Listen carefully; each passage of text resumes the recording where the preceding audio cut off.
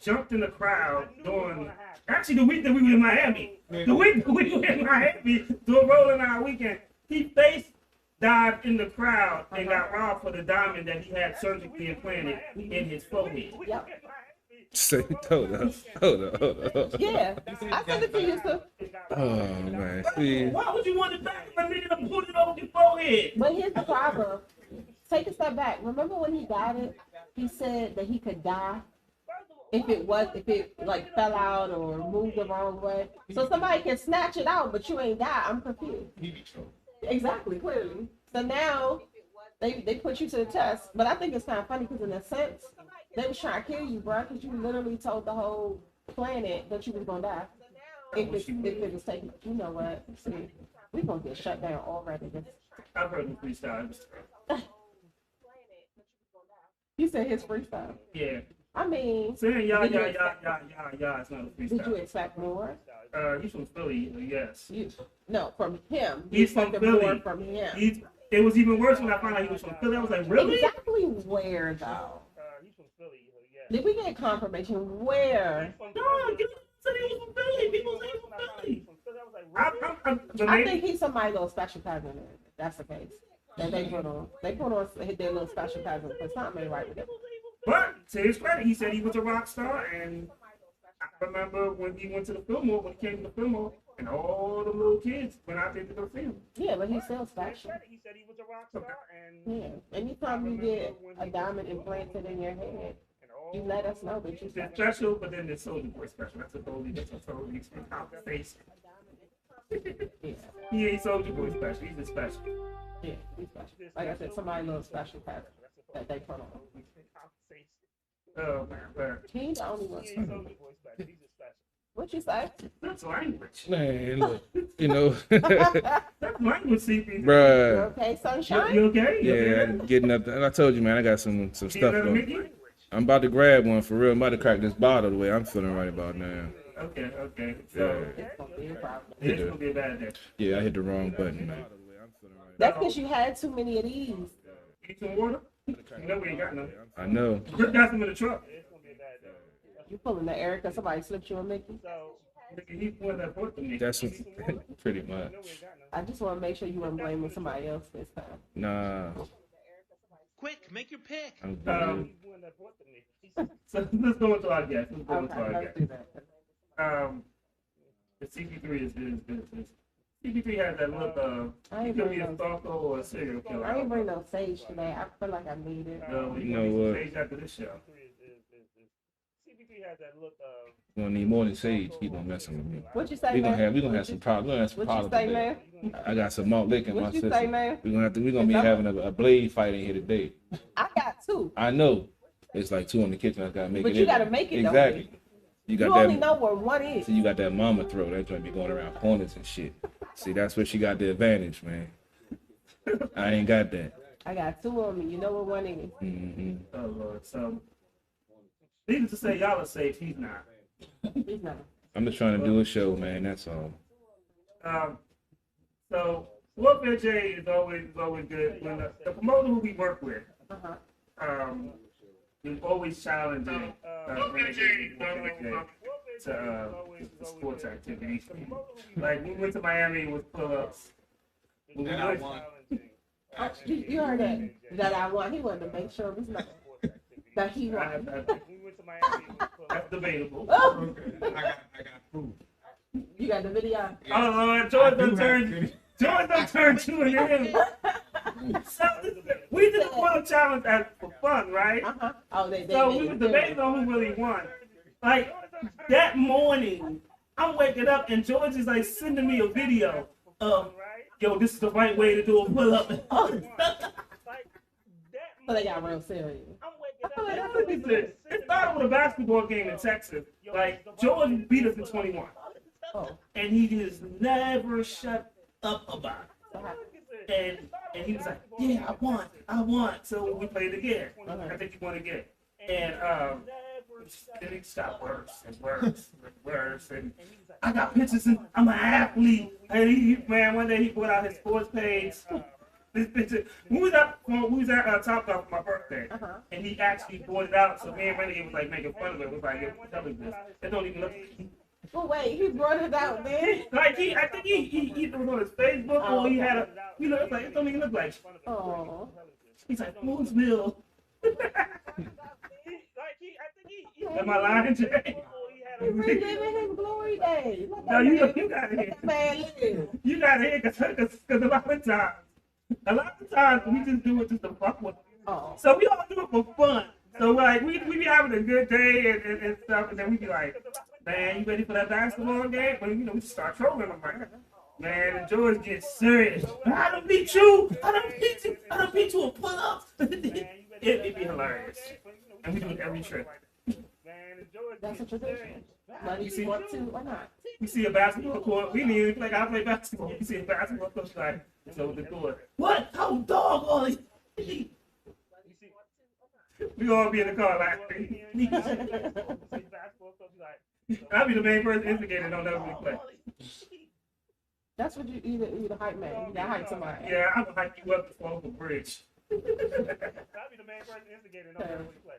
But what's going on up there, Jay? Last time he was here, somebody was supposed to come with you, but he the work. Yeah, the work. It was before at the strip club. I wasn't sure. Nah, real quick. You're not putting that on. So, I checked out your video though. Yeah, played it a couple of times. I like the visual. They're very nice. Good song too. Good song too. But we got, well, I say what I was about to say. We have Warfare Jason, but Lady X Network here. So tell her about yourself. Oh, okay. Well, I go by Warfare J. I'm also an audio engineer, so I mix and master all my songs myself. I got my home studio. I got my own producer, also no producer, but I also got an in-house producer that I went to school with, so we worked out a little plan. So whenever like if the song was to blow up, I know cover him. Right. So I been doing this since the 6th grade. I've been writing poems and lyrics, and then I recorded my first song on a Rock Band mic. If you're familiar with that game, probably now you can with the drum set. I know. The mic, the guitar. I know. Okay. Yeah, I recorded my first song on a Rock Band mic, so that's how it all started. I want to hear some. I want to point out something what you said. So this is what a lot of artists say. So one, he said that he partnered with a producer, right? To basically, and they have, an agreement in case the song blows and stuff. Right. See, most artists, because y'all lazy, y'all dumb. You want to go to YouTube and then you got to pay for that shit. And then instead of having a partnership, which y'all can all benefit from. Right. And I think that's something important because in this business, it's who you know. Right. The network aspect of this business is so important. Like a lot of people, they know how to make music, they don't know how to do business. Indeed. And it's called the music business for a reason. So I just wanted to point that out. Right. Like a lot of people, they know how to make music. Yeah, that's it. I want to hear from you too. So basically, like, I didn't really start off rapping. Like, my brother, he got me into rapping. He produced at the studio and everything. So, like, I seen him making music. So, like, I started off, like, just recording him, like, making sure he get visual behind him, like, right. And then, like, eventually, like, I used to, like, send him messages, like, with me, like, freestyling or whatever. So he was like, he motivated me, like, over the years. He was like, yeah, go ahead and get in the studio and rap. You feel me? Like, so it just, I happened to get in the studio with him. He like helped me out, you feel me? Like, and it's like a process, it's a struggle, like when you starting off, it's like school. So you gotta learn, like it don't just happen overnight. So like over the process of months and everything, he helped me, like telling me where I went wrong. Like you always want people around you that show you where you went wrong and everything like that, like and how you can improve. So like over that course, he's been helping me out and everything. So like it actually helped me elevate. Like I feel like that's a good thing. Well, I have a question for you. You say you went to school. Yeah, not like school for music. Okay. I went to Foodsville. Oh, okay. Yeah, okay. But nah, I was just regular school. Gotcha. My agent thinks she used to always make write poems, and for some reason I always had the best one. So. Okay, so you and the producer, y'all went to so y'all go back. Yeah. That's Yeah. good. That's good. Okay. So, question: being that you're a newer MC, did you find it difficult or intimidating to work with somebody who's been seasoned in the game? That's been doing it for a while. I wouldn't say I wouldn't be intimidated. It's more of like it's kind of like a guideline. You feel me? Like be able to like tell me where I can improve versus like me just doing it myself. So like I might have a way of doing it, and he'll just like be like, "Oh, you should do it this way." Like more of advice. Like so, I'm not really intimidated by it. I actually appreciate it. That's cool. I always ask that because most people they get intimidated and they can't take the criticism or the advice. So he may be like, well, no, say your words like this, and then some people ego-wise be like, man, you talking about my shit hot, dog. They ain't saying your shit wasn't hot. You just say your word, but to change up a word. But because I've been in groups and I know how it is. Like talking about, oh, just change that one word. Man, you trying to tell me how to write my shit, dog? Calm down. We go in as a team. We move as a team, and it's good that y'all have that dynamic. Man, you trying to tell me how to write my shit, dog? Calm down. I'm just trying to. You guys take a question for people? But he alright. I told you I'm multitasking over here. I got a lot of things going on. Y'all ready for today? Because you've been drinking a lot. Might be 60. Might be 60. Got my commission check coming this week. Yeah. Oh, so you feeling generous? Yeah. You going to Capitol Heights after you leave here? I might swing around that area. Yeah, whatever. That's I guess a Always be on the alert. Hey man, it's the first of the month. Oh no.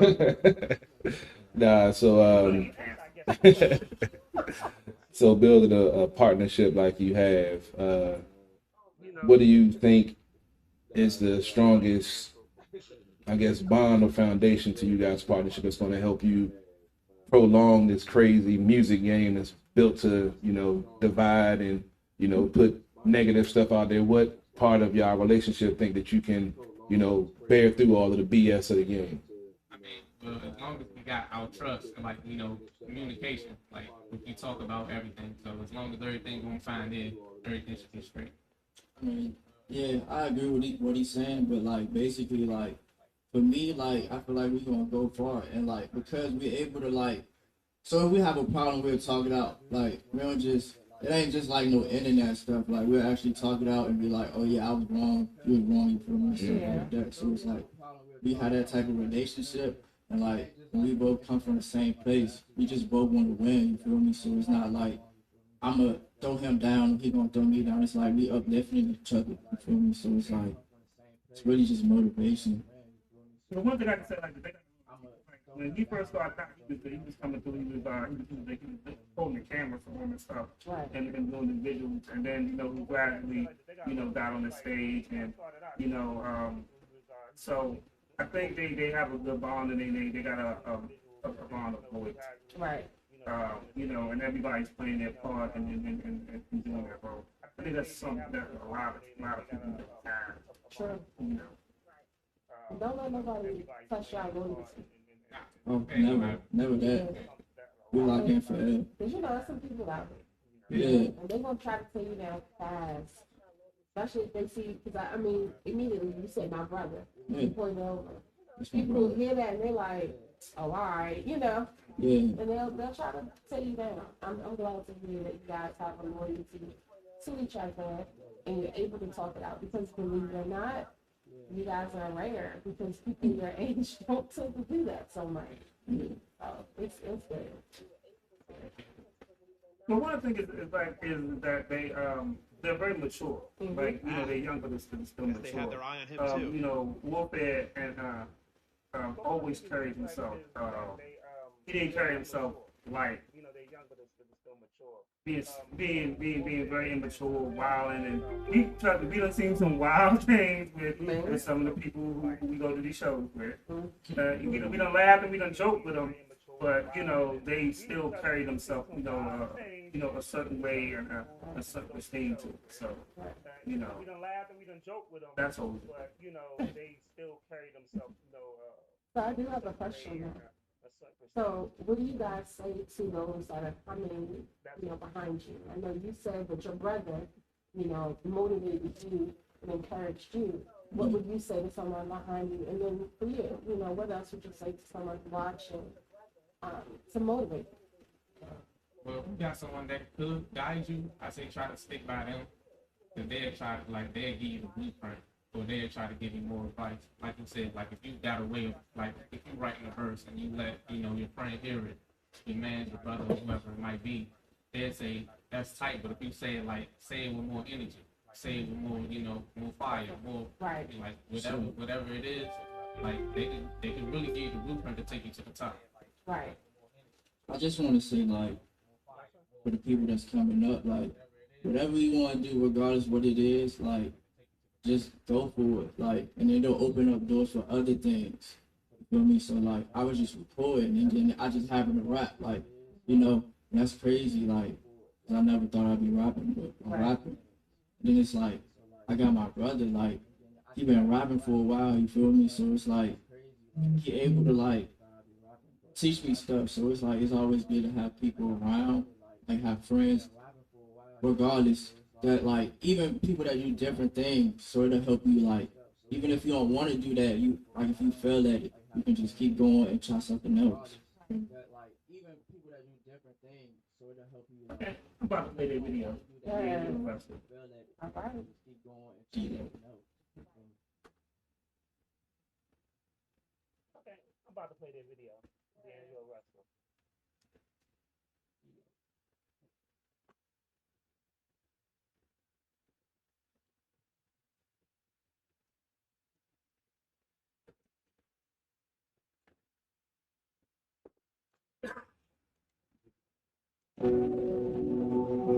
One left.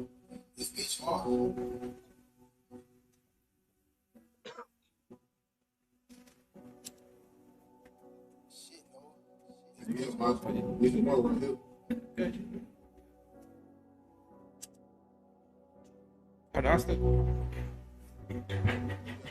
Don't encourage them. You need to drink slow. No, baby, it's on now.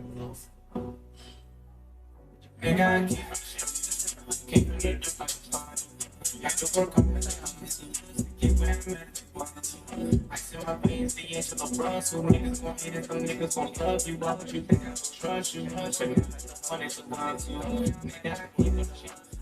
Keep it a dip like a bottle. Had to work on it. I see my veins, the edge of the bronze. Some niggas gon' hate it, some niggas gon' love you. Why would you think I would trust you? One is a gun to you. I stick to the cause. For my lanes, niggas gon' hate, I suppose. But when you the best you to go, I got to just like that shit goes. The edge of the runs with the ice in my veins, and bitch got flows. My heart is cold. I can't trust these niggas, not even these hoes. So I keep a pump just in case you to go. What do you know? I am the best in this bitch. I'm really getting tired of trusting that shit. I'm at the top of the page when I said the flow, the lead, yeah, you know I'm legit. Every smoke drop is a hit, I don't miss. I don't play off the rest of the legend, bitch. Put me on your track, you won't even exist. Just like Rich on me, I keep going there. Do not get the flow, I don't need a bunch of shit. Once I like it, then I'm going to win. I'm like a wizard when I break a million. Triple together, I'll take it. I always knew that one day I would win. Oh, you thought different, they gon' think again. They counted me out, even then. Just like a bully, just let it begin. I don't got time for a man. I'm trying to buy me a Benz. Get me a house on the hill, I got time for no friends. They say I'm setting the trend. Vision mapped out, I don't need me a lens. Say what you want, I just brand. I know that you ain't in this love on the end. Don't need to pretend. See that I'm up, then you won't be my friend. But it's too late, cause you wasn't back to that. People in the dirt like a spot. Had to work up at the end. But get where I'm at, I was. My veins, the end of the world. So niggas gon' hate it, some niggas gon' love you. Why would you think I would trust you? But now the one is the time to. Nigga, I keep it strong. Keep in the dirt like a spot. Had to work up at the end. But get where I'm at, In my place, D'Angelo Russell, niggas gon' hate us, some niggas gon' love you. Why would you think I would trust you? But now no one ain't the lie to you. I wanna be in my body, this shit is not in my bitch, got it under control. Can't touch me, niggas that you hold. Get wrong, if my sisters they wrong. Getting hip hop, I niggas crying. Niggas gon' talk, I better get watched. Move out the move, I better go down. Niggas that pain, I don't want stop. I'm at it to this shit. I'm all like, don't need no shit. The jump is too wet with the physical friends. You know it's okay. Down in the bar, you know it's a friend. All in the time, I'ma keep going there. Feel like they're ready, I'ma keep going there. I'ma keep going there. How can I lose all the desert for this? The place is cold, yeah, yeah, the wind. So I don't need them. Give me my friend. Back on the count of the dead. They said that the table is love at the end. I'll be that beast in the wind. Flow off the top, I don't need me a pen. The love is too fake, I don't need me no friend. Chasing the bag, trying to count up the dead. They say that it's hate when it's love in the end. Murder the beat, then I hop in the bench. Murder the beat, then I'm gone in the wind.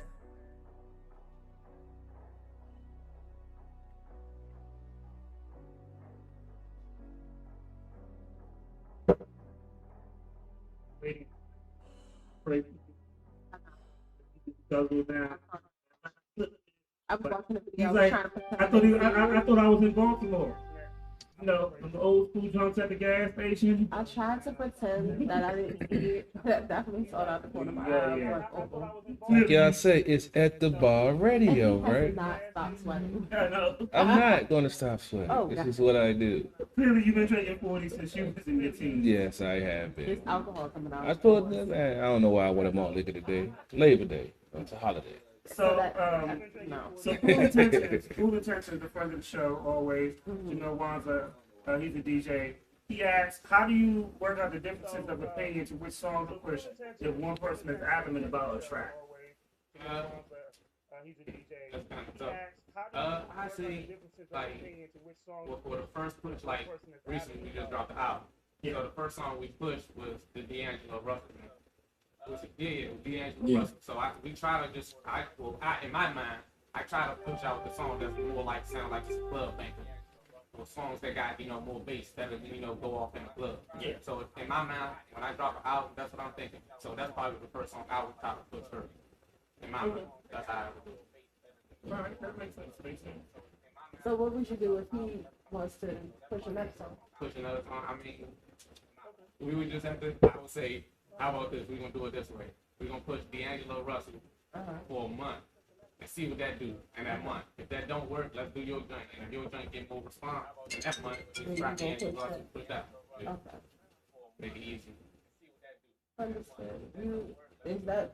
What would you do in that situation? What's your tactic? I would basically do the same thing you would do. I'd be like, yeah, we can just split it and whichever do more, you could just do that one. Yeah. Based off of like views and things like Yeah, that. Views, likes. Okay, so you put it to the side. Right. I mean, because the crazy thing is, you never know. Like, you may think the song is that, Yeah. or you may think it's your fans may decide. Yeah. Correct. Correct. This is what we want to hear. I will never forget this. Renegade had a brand new song, and he was like, "Yeah, I'm doing this new song tonight." And I was like, "Sure," because I already told him he was gonna do money. He's like, "Nah, I ain't gonna do money. I'm tired of performing, but I'm tired." And he was like, Every nigga walked up to him, was like, "You doing money tonight? You doing money tonight? You doing money tonight?" And he was like, That's what they wanted. and he came to me, he was like, "Yeah, I guess I'm doing money."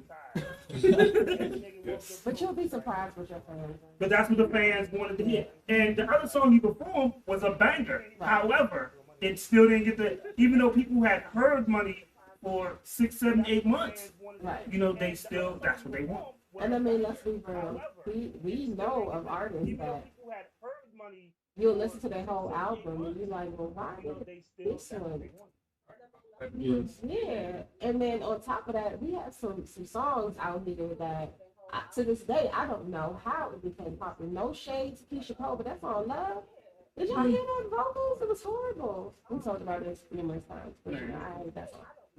The song itself was wonderful, but her singing it was the problem. It wasn't the singing that we was watching. We was watching the video. No, but it came on the radio first. And you know good and well, when you first heard it on the radio, you were like, what? is going on? I stopped listening to the radio 15 years ago. Okay, that song was how old? That song was older than 15 years, wasn't it? Keisha Cole Love?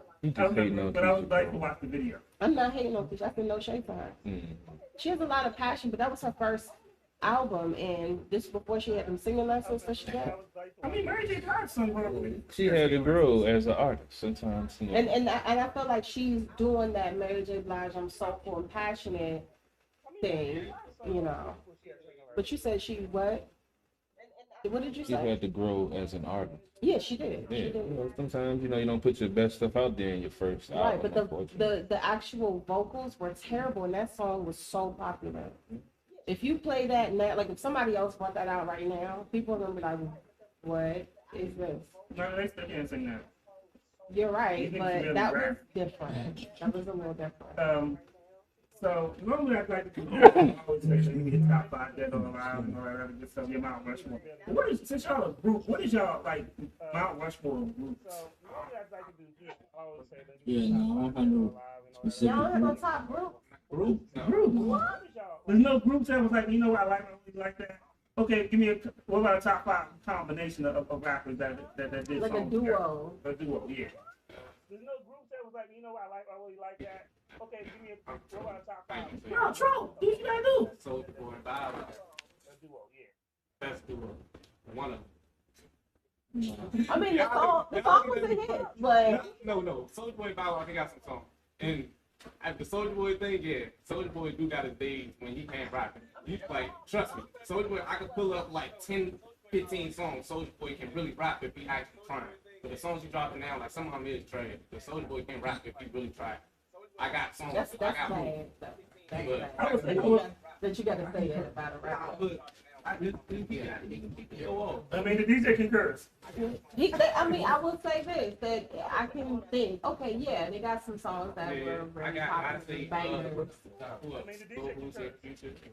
Yeah, I can see. That boy's special, but he I don't think he had a diamond record before he got Yeah. records. He's special, but he got records. Who else? Guess they had their eye Like on the him little too. Dirk and Lil Baby. Yeah. That's a good combination. Yeah. Joint side. But I'm shocked you can't even think of That's a funny. group. Like, I know Johnny Side. Johnny Side. I just listen. like what about back in the day? Now groups now, but back in the day you weren't brought up on Nah. some hip hop. I mean, I have, but Like not Outkast that I or can give you a name or nothing. Oh. Like, I can't give you no name. Yeah. You feel us? You got a group? Nah, I don't want to group. No, got that. Well, not. I mean, But today, you got- no, ain't no. Don't you gotta remember, they from an era where there's not a lot of, there's more duos than groups, right? You know, Right, that's what I said. work in Now, the air. yeah, ain't no. But that's why I go back. You know, back in the day when people had groups, they were successful. As we seen on verses somewhere. Yeah. Like I said, I wasn't looking up to nobody. I was just always writing poems in English class. So I just started writing poems. So I was looking up for, you know, my favorite rapper, of course, at the time was Lil Wayne. You know, but I wasn't. I don't think listening he's to the poem writer. I know. No, I'm not saying he's a poem writer. Yeah. That's who I was mostly listening to, Lil Wayne. But that's what just got me started when I was in English class writing poems. So I wasn't really like pushing for no, oh, let me listen to this group and get me, you know, in my mental room. Right. So I wasn't gonna. So now I got 2 MCs up here. I got a question. Okay. Can when we talk greatest of all time, GOAT conversation, people who are the greatest MCs. Okay. Of all time. Of all time. Yeah. So, are you eliminated from that category if you've had a ghostwriter? If you had a what? Ghostwriter. So, are you eliminated from that? I would say yeah. You would Yeah. I would say yeah. So, if we're talking GOAT status, so we got to eliminate Kanye West. We got to eliminate Drake. Speak on it. So, if we're talking Oh yeah, Diddy, Dr. Dre. Snoop has to be eliminated. Diddy wouldn't be in the. I know. I'm just saying. Anyway. I just have to say names with ghostwriters. I was about to say no. Who else we got to eliminate? There's a lot of people. That's eliminated out there. Everybody. Not everybody. have everybody grip, You DJ don't think grip. at some point down the line you don't think M have one? No. Eminem took pride in writing his I'm gonna tell you like stuff, this. even when it was I'm gonna stuck. tell you like this though, grip. Real talk. As a rapper, I've never had nobody write for me. I've written for other people, but I've never had nobody write for me. I'm gonna tell you like this. It can be. I'm gonna tell you this though, Grip. So do y'all think that you should be eliminated? Yeah, I think so. Like if you constantly getting a ghostwriter to make your songs for you, you eliminate it. Now I can see if he said like if you had like a ghostwriter for like 1 or 2, like 5 songs, then I probably still put you there. But if you like constantly going to the ghostwriter like 20, 30 songs more, yeah, you got it. Man. Like, got it. Yeah. I get you. I'm with it. And that's what I'm saying. Maybe I'm talking about like a one-time thing. Yeah, if that was a one-time thing, you're right. If one-time thing, you could stay. Well, Okay. for me, it depends on the That's what I'm catalog saying. too. I came to somebody like, oh man, this is a hot song. Yeah. You know. But to me, it depends on the catalog too. If your only bangers are done by ghostwriter, then nah. Like to me, I enjoy Cardi B, right? Who you say Cardi? Cardi B. I enjoy her music, funny, whatever. But she can never be a top female woman for no write her shit. Neither can Nicki. Huh? Neither can Nicki. Nicki said she writes her stuff. Everyone says Safari did her stuff. That's why when her and Safari broke up. Have you heard Safari song? Yeah, just I have. But Safari writing for a woman versus writing for himself. Yeah, just like how Lil Yachty wrote for her. Yeah. I don't know because to his point, I was believing that at first, and then I heard a Safari song, and I was like, It sounds like Nicki. It sounds like Nicki. That's why we don't enjoy Safari. It sounds like God. It's straight. Shut up.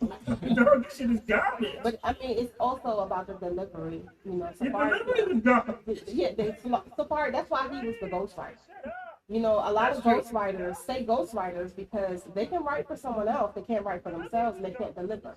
That's true because like the guy who writes for Cardi B, like his career hasn't gone anywhere. He's more known for writing for Cardi B and for dating Megan Thee Stallion.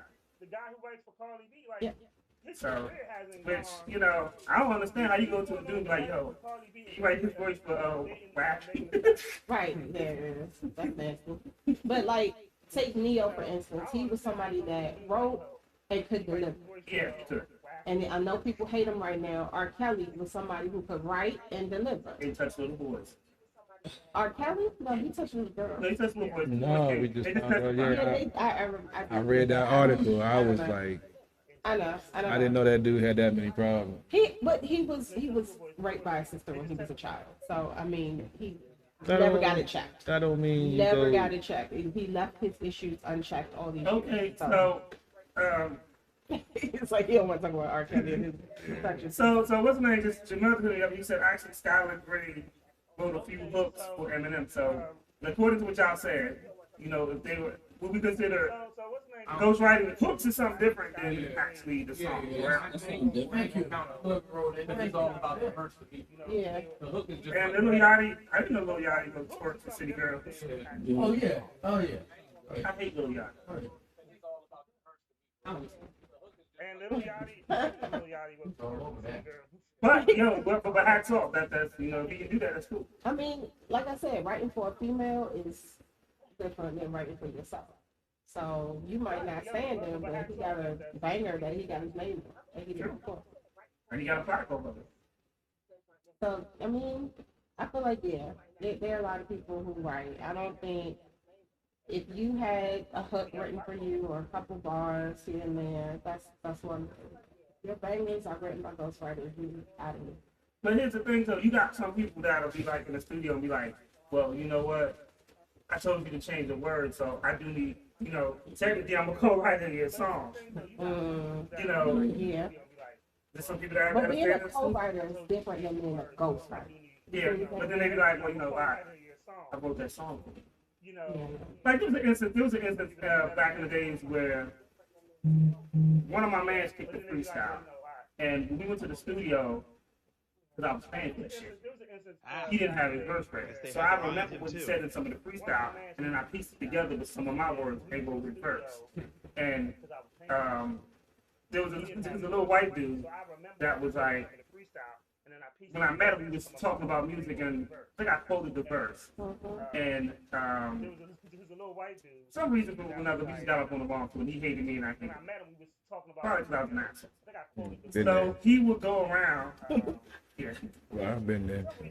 So he would go around and he would say, my cousin Jamel was the greatest rapper ever. He's the greatest rapper, but I can't stand Rakim. So my other cousin told him one day, he was like, you know that verse that you keep quoting that Jamel wrote? He was like, yeah. He said, Jamel didn't write that verse. He was like, well, who wrote it? He was like, you know the guy that you don't like? He's like, yeah, he's like, he actually wrote the verse, and Jamel just spat it in the studio. And he was like, because he was paying for it, so he was like, yo, you're not going to be here all night for you to think of 16 bars, nigga, here. He said, Rakim can write really fast, and he wrote that probably in a span of 15 minutes, and was like, here, go ahead. And I was like, yeah, that's true. And then when they asked me about it, I was like, yeah, it's true. Those are his words, but I just formatted it into my stuff. Does that make you think less of an MC because somebody else wrote both of them on the spot? How would y'all feel about it? Does that make you think less of it? That nigga was devastated. How would y'all feel about it? That nigga was devastated. What about you? No, I don't think so. Like, I feel like you kind of help them though. Like, it's an influence, so it's not really like. Well, as what you were saying, loyalty and a team is supposed to build together. Yeah, so it's like you influence them, you help them, so it's like it's not really. Yeah. No. That's right. It's just like. It was just funny. He was like, you going around stealing Jamel's bars? How we stealing the bars in the same group? And I never, but the thing is, I never went and told you. I was just like, I knew I wrote this shit. I was just like, okay, And finding my other customers just like, yo, the song that you quote, the quote of every song that you, he's like, matter of fact, quote another verse for him. And he quoted another verse. He said, Rakim wrote that too. The quote of every song that you like, matter of fact, Oh well. I mean, it happens. People are hating, you know. Yeah, you know. I track those and I get to make fun of them. CP3, you got any questions, man? Or are you looking at porn on? Man, I was finishing my fantasy football draft, so yeah, I had to get my draft in. My bad, just made my last pick. What do you guys see as your next step in the game, in the business? You say you just dropped the album. What do you think is your next step into progress? Just put some songs to the radio and also get it playing in the club. That's what's next. We just went out to New York yesterday. We got our billboard of the album out there in New York in Times Square right now. Yeah, Renegade told me. He told me about that. Right? Yeah, so it's up there running right now to the 8th. So if you're in Times Square, you can see our billboard of the album. Nice. See, that's the one that I like I said. I mean, one, I always talk to Jay, like, outside of, when we act after the show and stuff like that. And, I love the growth. I love the growth. And he's been a young man that's been consistently growing and elevating the sound. And I think, that's a good look. Right. I'm really proud. I'm really proud of him. he's been a young man that's been growing, If they get elevating his sound. they got a good 20 times. Now talk about that when I get there. Right. Thanks for telling me. Right.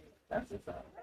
Because one thing is when they talk about loyalty and stuff like Renegade, Warfare, Jay, the group of them that we all travel with, they follow each other on social media and stuff like that. Right. One thing is they all. Just salute to Warfare Jay because even when he's not on the show, and I do put up stuff, he's one of the few people that actually supports the show and stuff. He does nothing like, yo, can I come on the show? He actually supports the show even when he's not on the show. And that's what's up. He also supports other artists that we have performed with from different states. Like with a young lady, I forgot her name, but she's the white girl from Jersey. I think she just did a video. You gave her like. Oh yeah. I know you're talking about. Yeah. You know what I mean? I know you're She's cool people though. She took a piece of her ready. I just don't know her name. Yeah, it's like GBJ. Yeah, some shit like that. I ain't got time. Not trying to wait too much to be spelling niggas' name. But even so, but even other artists, like he supports other artists. One thing about artists like this, which I have to do, in order for y'all to grow, you have to learn to get back and you know, before you get up on social media and bitch about ain't nobody supporting me, ain't nobody doing this. Dog, you ain't supporting nobody. You ain't supporting nobody either. But you expect people to support you. Why would I support you when you, like, even if he ain't liking my shit, but he's liking other people's stuff, I'll still support him because I still see the movement and I can appreciate that. Like, these dudes ain't even support their grandmother or their cousin. Hell, they ain't even like the cousin getting baptized or graduation photos, but they yell about support. Like, and I was like, yo, that's not what social media should And be right used now, for. it's about networking. And It is. some people don't understand networking. You know. So I definitely salute y'all for doing that. I love the fact that y'all actually got a billboard out. That's dope. That's dope. That's next level stuff. But then, you know, I would expect nothing less. Right. You know, they're I had videos for them before, and it was hard for me to play their videos because they had been advertising with Google. So when their videos were playing, it was really smart. But I couldn't fast forward it when I had the link. But the views on their videos, like, some of y'all get happy when y'all got like 2,000 views. Woo! And then the shit been up there for 2 years, you got 2,000 views. That means you ain't put no money behind your product. You know, you got some nice clothes, but you ain't put no money behind your product. You got a nice car, but you ain't put no money behind your product. This is your passion, this is what it costs. Like success is not cheap. You know, if you want to chase success, then you're gonna have to put your money where your mouth is. If you want to upgrade, you're gonna have to do it. You know, and they constantly do it, and I think that's a good thing. Like, you know, next level stuff. Like, everybody should aspire to be like, you know what, this project we're putting out, we're gonna put a billboard. Shit. Not just a billboard, we're gonna put a billboard in fucking Times Square. No, so now you know for your next project, I think you gotta do something even bigger. Now you're gonna put a billboard on the West Coast, you know, and just keep growing and growing and growing. If you're not growing, you're not expanding, you're really not moving. Your hands are running the little wheel. Going in circles. That's all. Oh, shout out to my man, Cool Intention. He just downloaded Broken Silence. Okay. Appreciate it. That's the one thing, like I said, we talk about support. Like, you know, he supports our show when he sees artists, he likes and stuff like that. He hears the music, he's a DJ, he downloads and he supports it. Right. Like I said, we talk about support. That's what's up. You know, I'm glad to hear that. So, will you guys expect to gain from this? Like, what type of impact do you think you guys want to leave on the community? On the community? Mm-hmm. Just that you can do anything. Like, if you want to be a rapper, you want to be a singer, or guitarist, or whatever it may be, just go for it. No matter, even if people trying to let you down, tell you, oh, that's trash, or whatever, just keep going. Something's going to happen along the journey, so just keep going. Okay, so you want to motivate people. Yeah, I just want to motivate people. Yeah, it's motivation too. Like, basically, like what he was saying, but like, don't take the support, like people putting you down. Don't take it as a bad thing. Just take it as like a positive.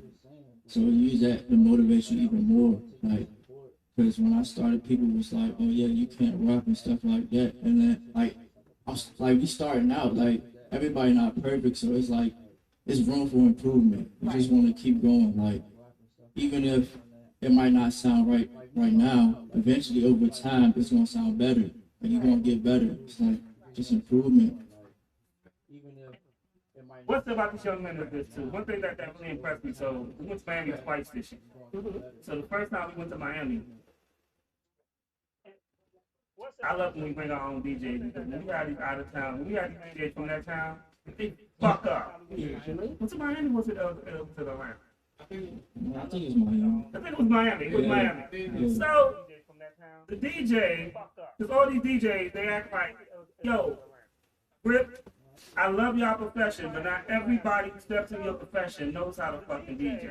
And not everybody who owns a MacBook knows how to use some of the simplest features. As in, if someone airdrops you or sends you a song and you don't know the name of the song, write the artist's name and just create a folder, you fucking idiots.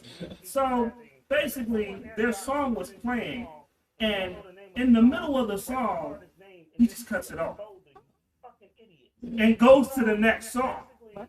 Yeah. of the song, middle verse. Like he's about to rap. Like you can clearly see he's about to rap. And then he just, but they didn't get mad. And what it is, what I admired them about it was they kept their focus. Right. So, you know, and the other nigga, like there was a young lady in there, and she was terrible. She was terrible. She was terrible with a capital T. Every time I've seen her perform, I really just wanted to throw one of my wrestling belts at her before. She was, because her act, it's not even just her music was bad, it's just her attitude.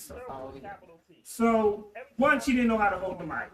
And then the first thing she kept saying is, DJ, you fucking up my music. Sweetheart, you don't know how to hold the mic. And she's spazzing on the DJ, she's spazzing on the audience. Y'all ain't fucking with my music. In the middle of the performance? Yes. Oh, that's a hard. And it's like, when you see that, you just want to pull them aside and be like, no, baby, calm down. This is not what you want to do. Well, baby, this may not be your profession. Yeah, that's a bad look. You know, because we had a lot of dope artists then. And literally the guy next to her was like, baby, it's not that you, the DJ fucked up. He was like, you don't know how to hold the mic. And then he didn't even rap. The nigga sang.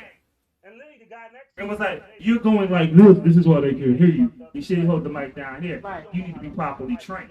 Yeah. And then he sang, and he rocked that shit. Okay. But the way that she handled it versus how they handled it, they looked blown. I could tell they was blown on stage, but they didn't, boom. I just go into the next song and keep it moving. Right. Because the show's gonna have to go on. And professionalism. And they had a lot of professionalism. And the thing is, we even talked about it, like after they got it, they got off the stage and stuff. And I told them I was proud of them for them because you can easily kirk out, and then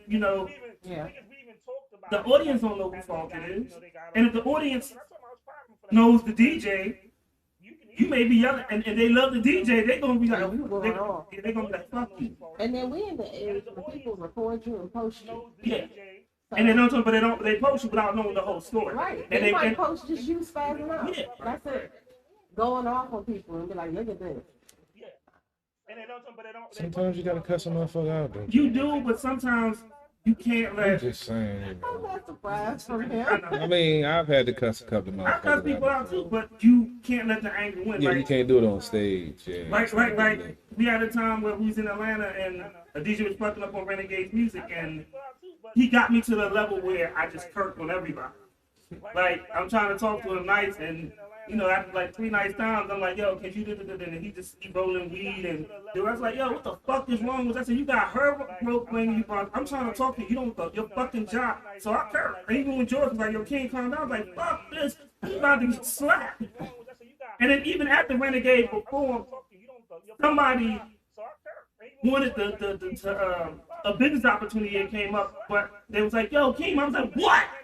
I was just. At that point, all I could see was red, and I spat. And when I finally caught the dude a year later, I had to apologize. I said, you know what? You would, I spazzed on you for no reason. He said, no, I understood why. I said, no, because you didn't deserve that. You were actually telling me something good and calm down. And because all I saw was red at the time, you ain't gotta tell me, bro. Nigga, when I see red, everybody into me. I know how that shit be. So, hey, look, told you I went to therapy. Leave me alone. I'm not bothering you. See, look at you already. Nah, you're trying to say like I ain't changed. I've changed. I didn't say. I can hear the tone of your I voice. didn't say any of that. I hear the tone of your voice. Calm down. Pipe down. It's the malt liquor talk. Yeah, clearly. I don't know. Feel like a bad front. Clearly. Yeah. You need to get that together. Right. So I got some other songs that he sent me. Y'all ready to hear them? Yeah. Quick shout out to DJ Nasty Nice, Coalition DJ out in Roanoke. He's putting the mixtape together. Renegade's on his mixtape. DJ Nasty Night. And he's been supporting the show, and we definitely want to salute him and some stuff like that. And play some of this other good music. And he's been supporting the show, and we definitely want to salute him and some stuff like that. And let me play some of this other good music. Like the stream close to some Violins is the shit, baby. I think she like me, and my wife ain't I'm in 20 bands, I'm getting stretches like I'm like me. Then ain't no nigga out here like me. You gotta bitch at your hands to you, White King, you like me? Got the block for you on the day.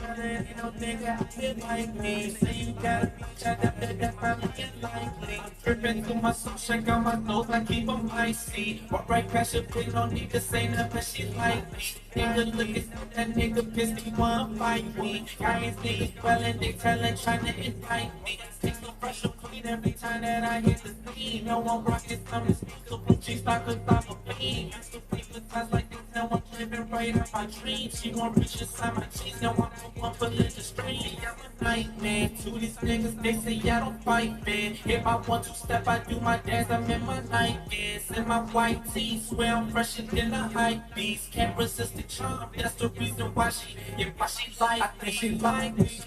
And my white tee, running to these fans, I'm getting stretches like I'm Nike. It ain't hard to tell it, ain't no nigga out here like me. Say you gotta watch out, that's highly unlikely. I think she like me, and my white tee, running to these fans, I'm getting stretches like I'm Nike. It ain't hard to tell it, ain't no nigga out here like me. Say you gotta watch out, that's highly unlikely. I'm getting stretches like I'm Nike. It ain't hard to tell that she like me.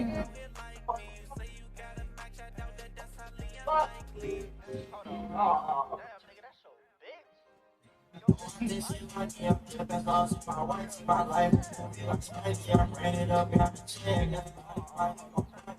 Singing my songs, I'm knowing that she a fan. It's body cause I got my hands. Why you do my dance, her back and get her off from me. I walk right past your bitch, I got the drip, now she wanna talk with me. I think my wrist is ice. She said her nigga ain't nothing like me. I her wrist, me keep on saying. I think she like me.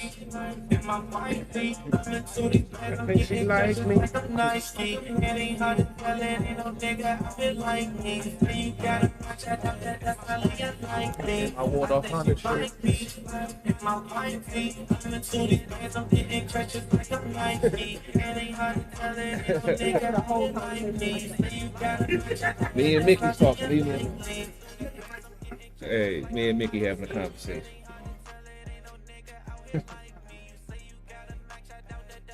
I'm playing another song so you can do it.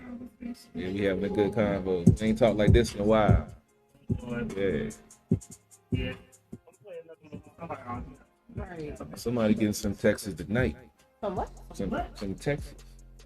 Some drunk text. Trying to get me some action. Oh, drunk text. Jesus. Nigga, I gotta spell everything. Yeah, that's what he said. You said Texas. Nigga, you said Texas.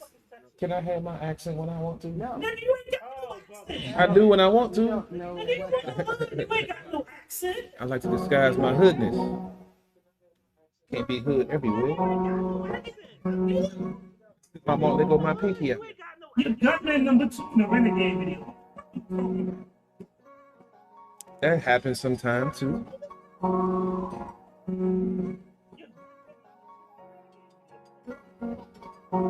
It's called Dark.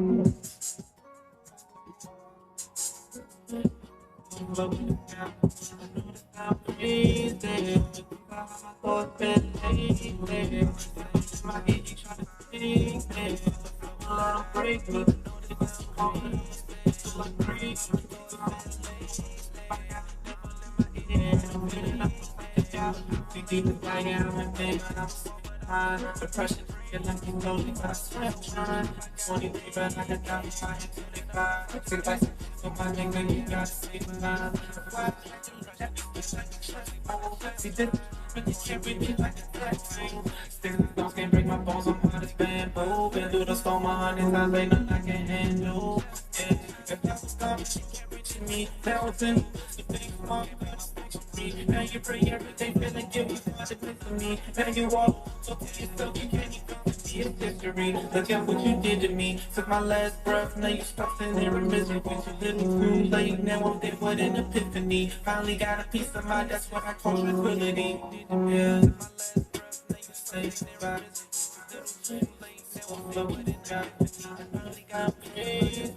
Hey, folks from New Zealand said they sent you some music. Folks from New Zealand said they sent you some new music. He just chimed in on my feed from his son.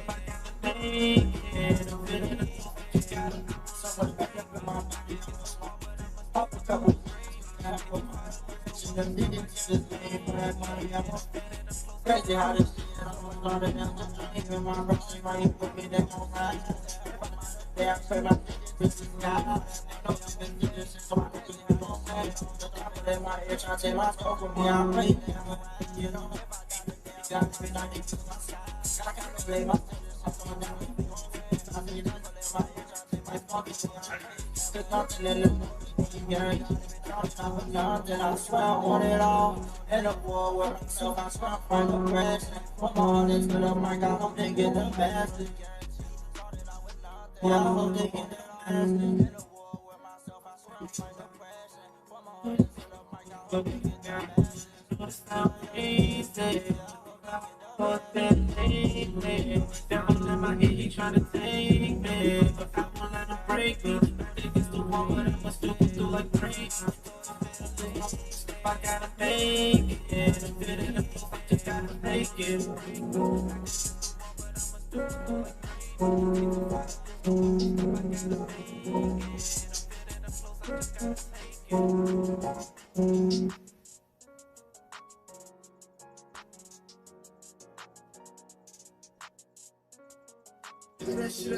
We're about to go to the last one. I do want to talk about second one once we finish, but that was very deep.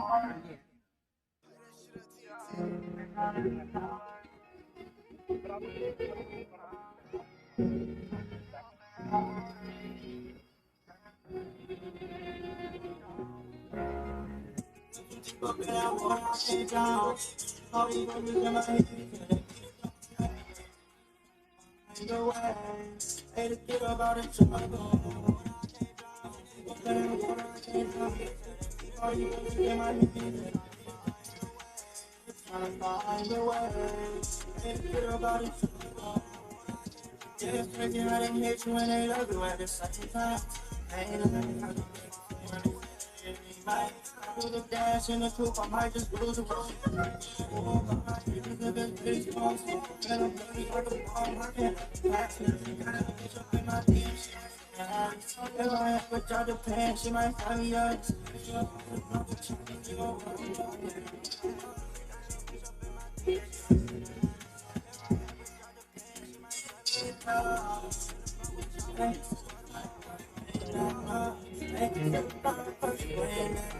Yeah, that's some TikTok video.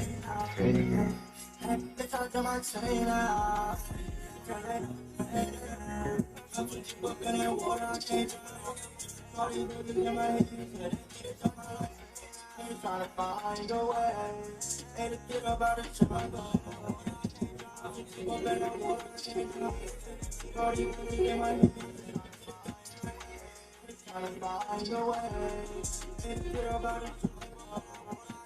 Try to tell them from the jump, and always know that I be here, only to the Lord. And they got these voices and want me to end it. Can't pretend that this was easy. See the flash, they get crazy. Niggas going on the shade, they don't even know my pain. I be fucking off your demons, trying to take my life away, mission, I gotta get it by any means. Want me to fail, but I prevail, I don't fake anything. Got time to pull the walk along, so pull up with the brain. Cause you won't know I will be the same in the trees. I can't give it just no more, I'm still on the land game. I guess I'm into me, cause rocking it. Knew that I was free, and that's gonna go down. Niggas get free, stand like I'm officially waiting on my people free. Always had faith, I got an angel watching over me. Before I lay my head down, gotta pray before I go to sleep.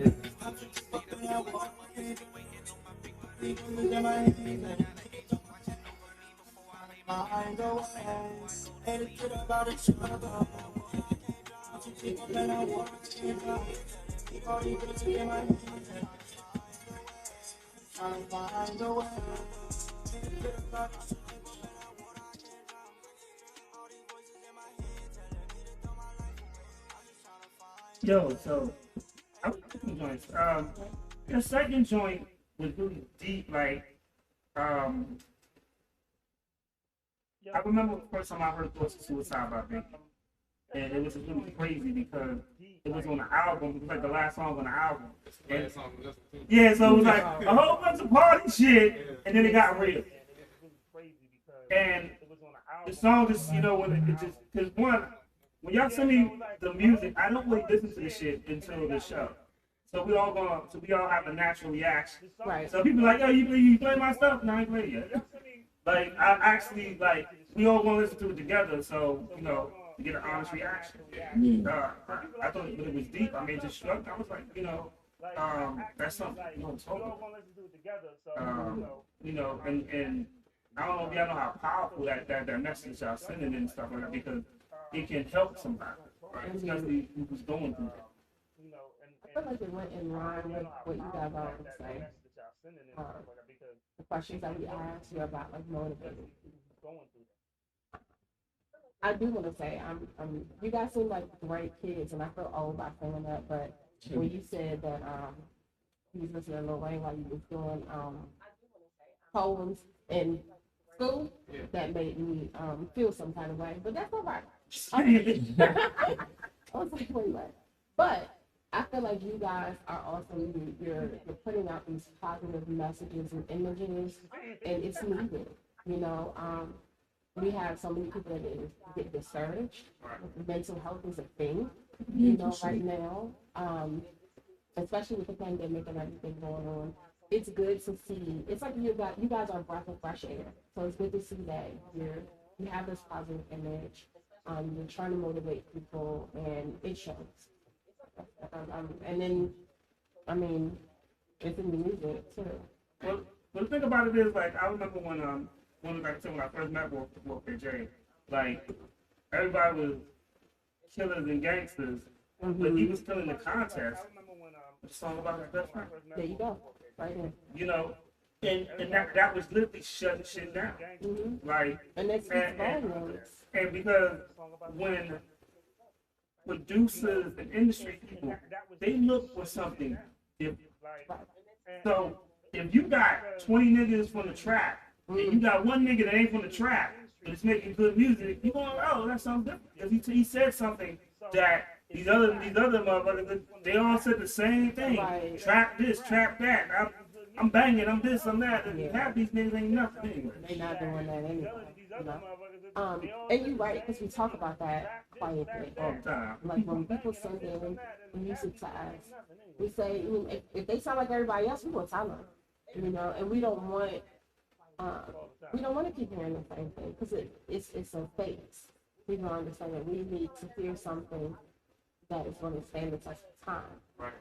There are certain songs that have literally stood the test of time, and you guys are trying to achieve that. Whether you realize it or not, you're on that path because you're saying something different.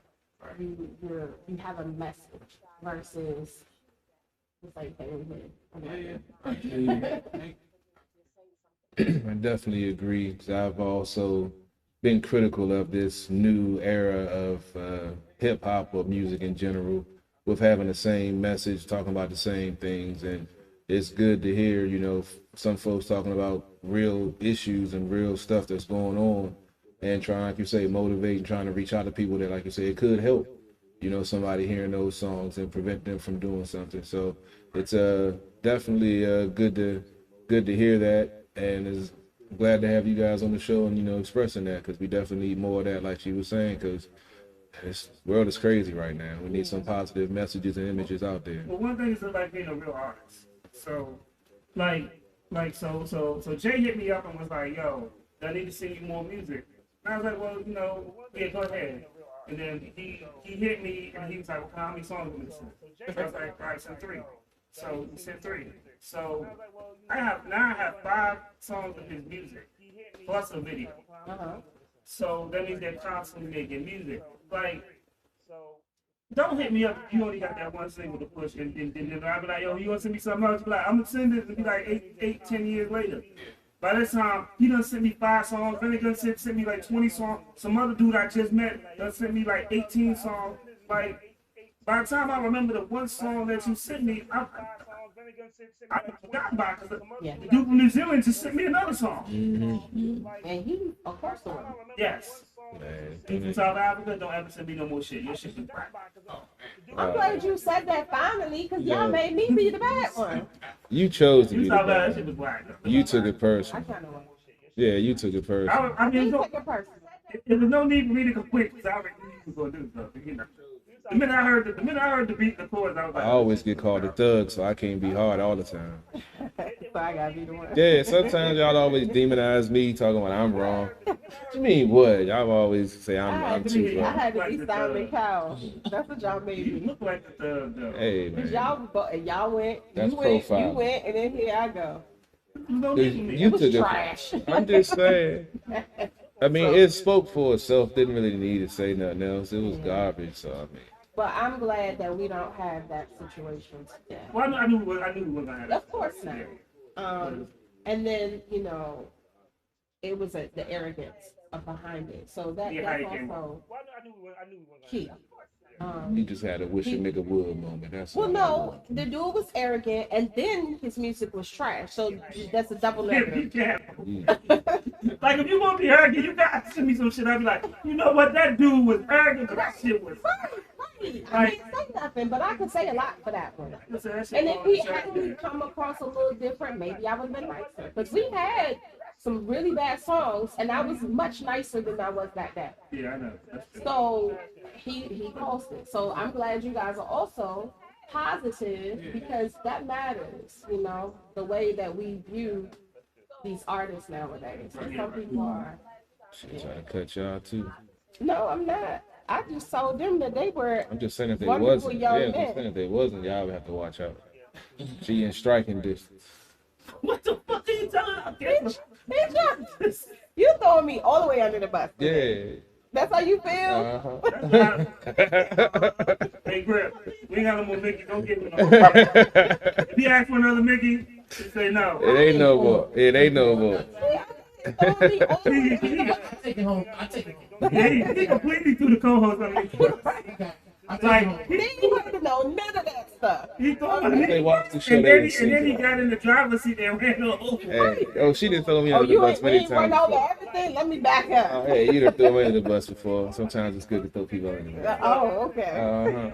So I'll tell you what I'm about to do. I'm about to play, which is it's not mixed, but I'm about to play the Renegade joint with Money Mall, and then I'm gonna play our friend from New Zealand. All right. Which is it's not mixed, but I'm about to And play then the Renegade. we ain't going. Oh no, we gotta get the bars at the bar. I was about to say. Yeah, we gotta come get on the bars now. at the bar, and then we can And then free these young men. we ain't going. No, we gotta get the bars at the bar. Then we gotta get the bars at the bar, and then. Yo, yeah, Renegade, you need to mix this shit so you can really put this shit out. Come on.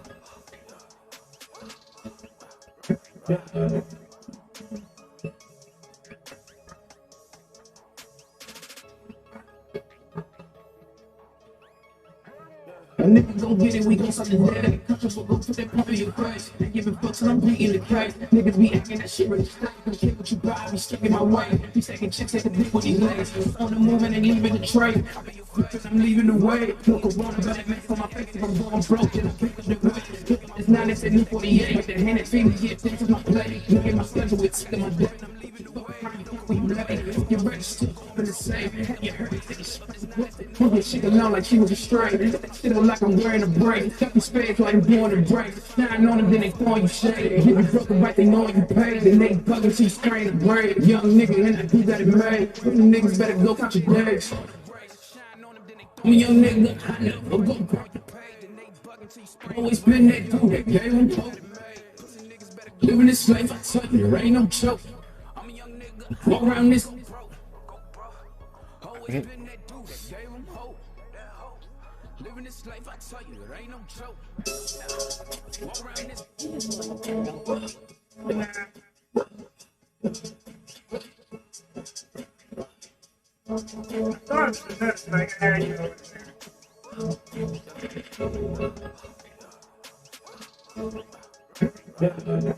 I really want to mix her. Yeah, they had A nigga gon' get it, we gon' suck the dead. Conscious will go put that pump in your face. Ain't giving fucks and I'm beating the cake. Niggas be acting that shit really straight. Don't care what you buy, I be sticking my way. Be taking chicks at the dick with these legs. On the move and leaving the tray. I be your fuck and I'm leaving the way. No corona, but it makes for my fucking that shit really broken. This man that said new 48, like the hand that feed me, yeah, things is no play. Look at my schedule, it's in my brain.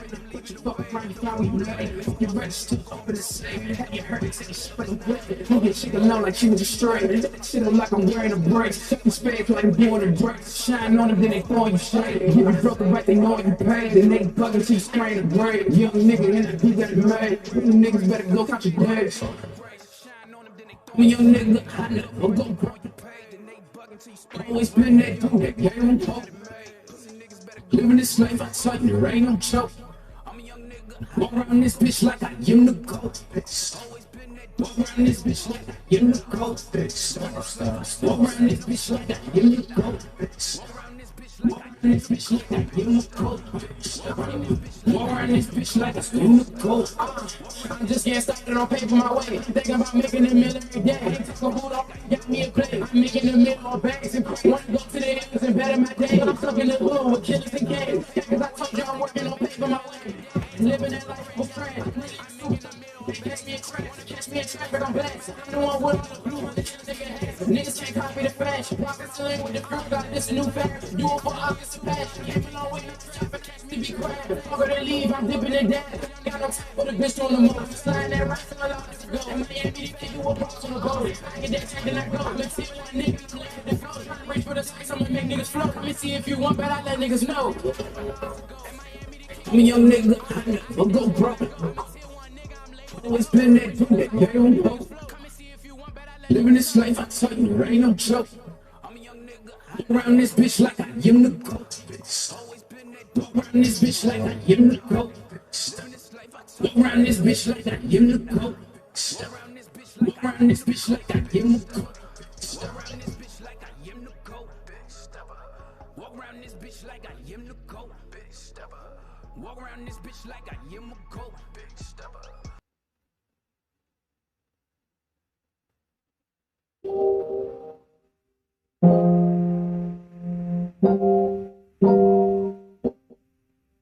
You can clean your gun to this CP3. I don't like it. No aggression. I do need to clean that joint.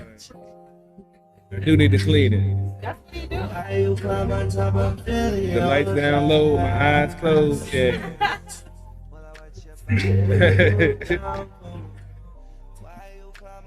Don't say me.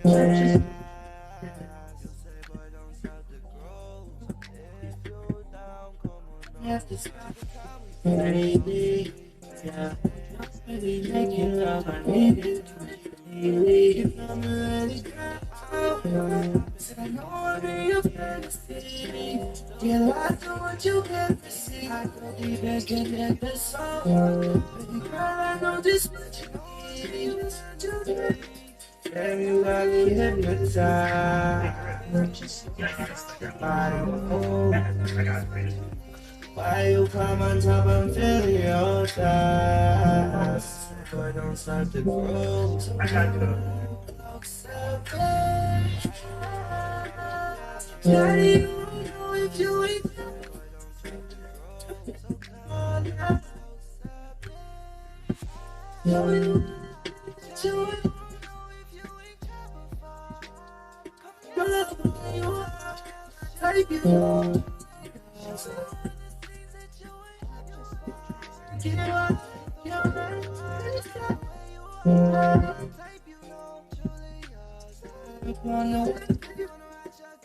Hypnotized, your body move. You climb on top and feel your thighs. The groove, so bad. Come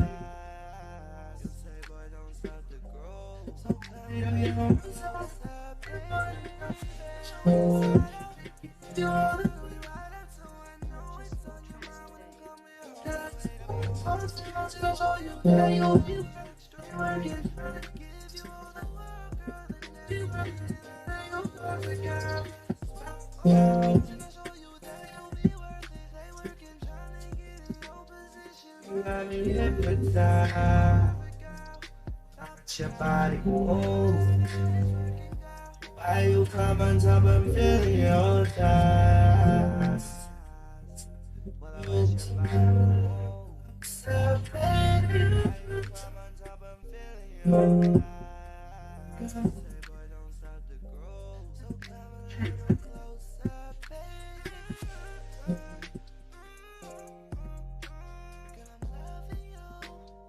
Purchase your tracks today.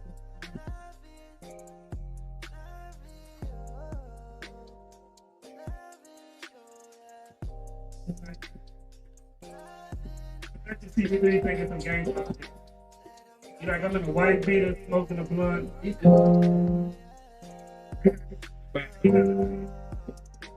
Fam. You like I'm in a white beater smoking a blunt, cleaning his gun, Drinking the cold. drinking a cold one, Smoking the about fam. almost potential baby mother. Ex-baby mother twice removed. How you gonna have her twice removed? What do you mean you let her come back the first time? We always do. What's her name? Huh? What's her name? I don't even know. We ain't doing that. Why? We ain't I doing was just asking. Nah. You need another Mickey to I like talk I like to give a shout out to the they're gonna be named nameless, but I like to give a shout out to the top golf champion of Miami. So I just want I heard it was a woman. yeah. Man.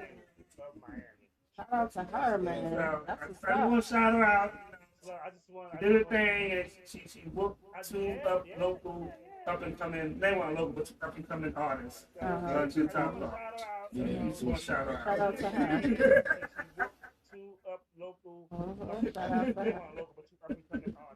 Any shout outs? You just want to shout her out. You know, you call a witness. Oh, yeah, yeah. Yeah, we're gonna get with it. Yeah, the video. You should have put it on. I can call a witness. But, I just know that I ain't gonna say no names, but somebody won and two people lost. It happens. We all came along. I just know that I ain't gonna say no names, but somebody won. Oh, so he was in it. Okay. Right into the track. He admitted it, you know. You're supposed to deny. He said deny. Deny, y'all. You're supposed to deny. Just don't say nothing, man. Sometimes just being quiet, man. That's what you do. Sometimes you just gotta shut the fuck up. That's what you do. That's what you do. Yeah, some situations, sometimes you're in a no-win situation, you just got to. I grew up in a house with 4 women.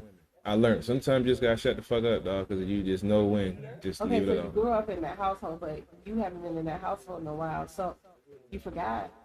Nah, sometimes it's worth the argument. Oh, okay. Because you don't shut up. Nah, I don't. Sometimes I don't. Because sometimes I gotta get my point across, because, Okay. Yeah, sometimes you gotta be an asshole. Yeah, because most of the time I'm like, you probably should have shut up in that situation, but you didn't. I didn't. Yeah. Because sometimes you just gotta. But I'm glad that you can give that advice. Yeah, I don't mean I gotta take it. Even though you're right. Yeah, I you can don't give follow it. it. I always give great advice. I don't mean I'm gonna follow it. Okay. As long as we know. It worked for everybody else. It just don't work Gotcha, for me. gotcha. Yeah. Makes sense. Not really, but I'm gonna say it I don't makes practice what I preach, man. Yeah, sense. Clearly. that was done by our friend in New England. That was his name is actually New Faison. Zealand. New Zealand, I'm sorry. The nigga said, New Zealand's too close. Yeah, that's true. But his name is Faison. Mm-hmm. The word say her brother. yeah, Yeah. TJ Maycrow brother, yeah. Yeah, but Actually said that he's more of a rapper, but he's getting into the, what do you say? them singing tracks he does. Yeah, I know. Right. They got talented fans. Uh, Nah, he said they just did that. They Yeah. they just made that track. Song, one thing, nothing bad. Uh-huh. But I don't know if y'all heard it. In between the songs, you can hear purchase this track today. That means Yeah, I heard that that. I means heard that. the producer he got that from probably off of YouTube. He didn't pay for that. He didn't pay that beat. So if you releasing that song, Yeah, so no. probably not. You probably Uh-huh, yeah. Yeah, I heard that. So Yeah. this is just. But that goes out with. Their whole families are talented. They're always creating. So that's what they create. But that does go back to what we said earlier about partnering with a producer and networking, so that you don't run into those things like that. You're using the track, but you can't you can't even fully use it because you don't own the particular rights. Right. See, I'm gonna give you a little secret if you're listening in on rewatch this. Uh-huh. This is what I used to do. When I get a beat off YouTube and it say purchase this track today, this is the trick, the secret trick. All you gotta do is drop the beat. Yep. Mute that part out, keep rapping or keep singing, and bring it back in. Yep. So ain't nobody gonna hear purchase this track today. So if you want to finesse the system, you can do that. But still, I advise you to pay for the beat. Yes, there you But go. you can always finesse the system. Just drop that beat when it's saying that and bring it back in. Nobody gonna know. Right. Who's gonna know? But at the same time, too, is you're also an engineer. Yeah. 99% everybody of these can't do niggas, they not engineers. They some of them barely rappers. Right. Like on the real shit. Yeah. But this family, they just literally just run around. And I'm like, y'all talented, so y'all need to like really get on this. But yeah. The CP3, it is my favorite time. Actually, you know what? Before you can do that part, give me 5 do's and 5 don'ts in the industry. Both of y'all. Yeah. Warfare already did that part. Okay. Yeah, he gonna put you through everything that he went through. That's cool. It could be anything. 5 do's and 5 don'ts in the industry. What are your 5 do's and 5 don'ts? It's yours. Don't lose that top off, man. Nah. Number 1 would be motivation. 2 is like dedication. Just keep going. Like don't stop. Like even if you ain't like drop the song, just keep going. Like make a song. Like try to stay motivated. Like drop a song and don't just drop that one song. Keep another song in play. Then number 3, number 2, 2 or 3, number 3. Right. Network. You always want to network. You never know who you're gonna meet. They could be your access to where you need to go, anything like that. Number 4 is like promote yourself. Make sure you get your name out there. Invest in yourself, stuff like that. My 5 don'ts. I want to say, don't portray like something that you're not. Like just be yourself. And then 2, don't.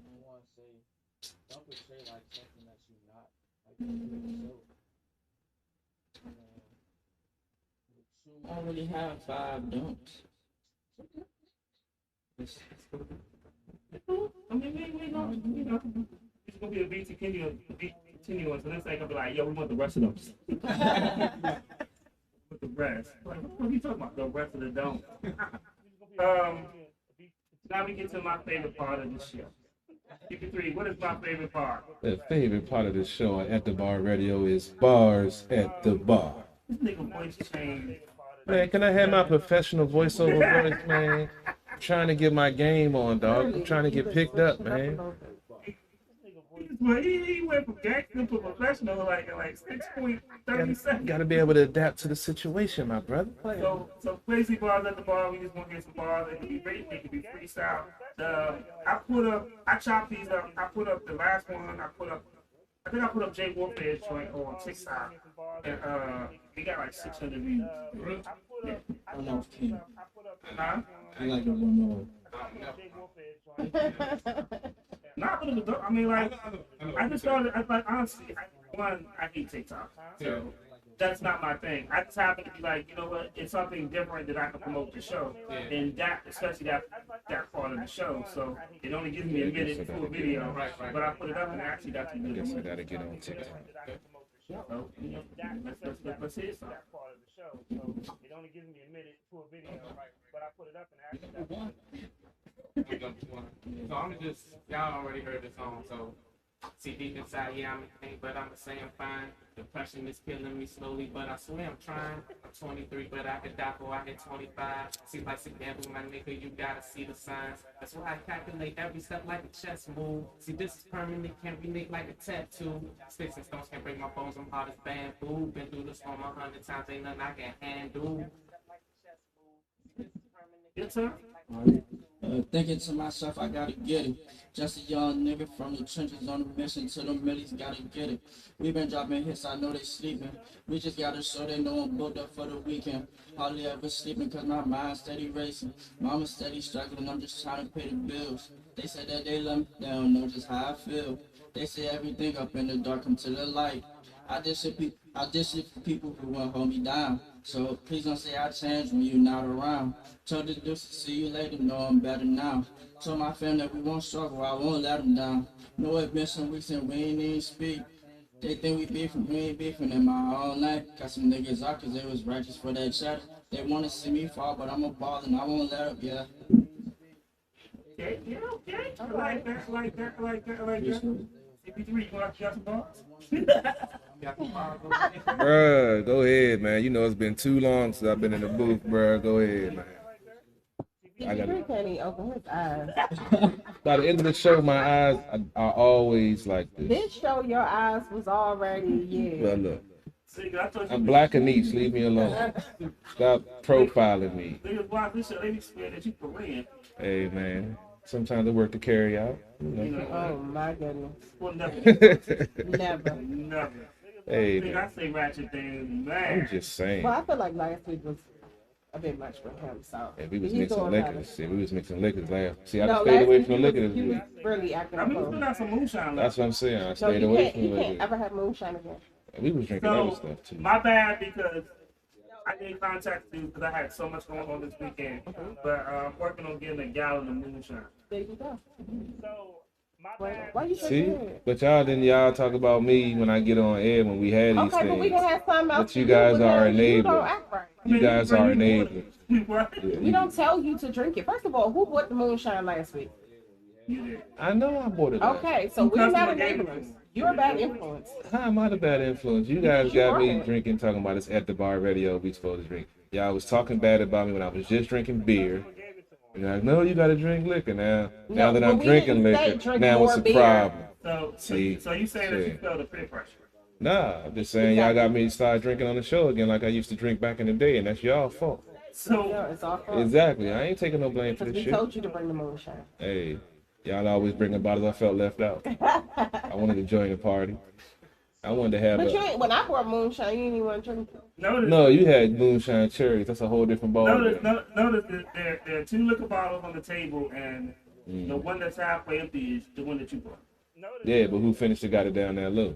Probably Yeah, I know. Like, when I left it was But halfway he's full. not complaining. It's your fault because you Oh, so brought it's it. my fault because I left it. Yeah. CP3, you know damn well I was not halfway. All right, it was 1/3. There you go. Trying to make me out but I am. Hey man, look. Exactly. Calling the kettle black there. But Of so course. before we let them out of here, and then we're going a little quick music break. I know CP want to talk about sports and everything. Oh yeah, you got football season right around the corner. We got some topics in the after ball page that we got to talk about. And unfortunately, you got to talk about what happened in Northwest, Northeast last night. So, I missed that, damn it. It's been a lot of something else. It's been a lot of random shit. a lot of stuff going on in DC right now. Yeah. And we also need to talk about these two albums that have been. We definitely gonna talk about that. We definitely gonna talk about the Kanye and the Drake. Yeah, I was just reading an article about some. Yeah, it's crazy. I mean, obviously, you know that CBD. He's in a Drake mood today, so I mean.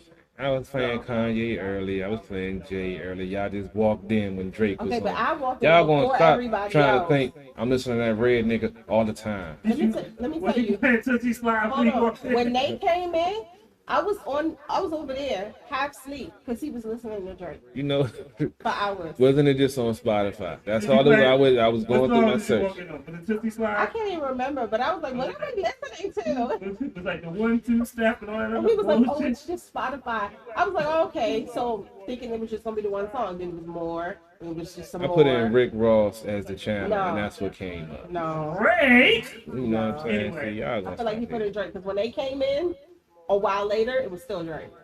So when y'all walked in with the Drake playing, I don't even remember. Thank you, my brother. Look, Getting persecuted over here for listening to Drake.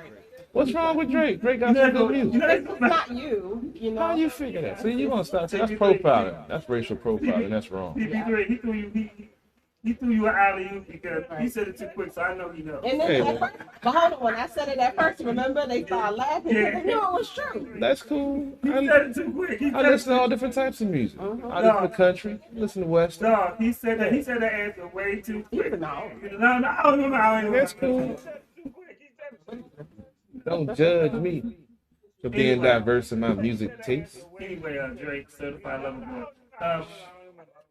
What can they find your music at and stuff like that? On all platforms, just type in Broke the Silence, or you just type in SGMP Jug or Wolf J on Spotify, Apple, wherever you get your music. The album should be the first one, because that's the one that just released Monday, the 30th.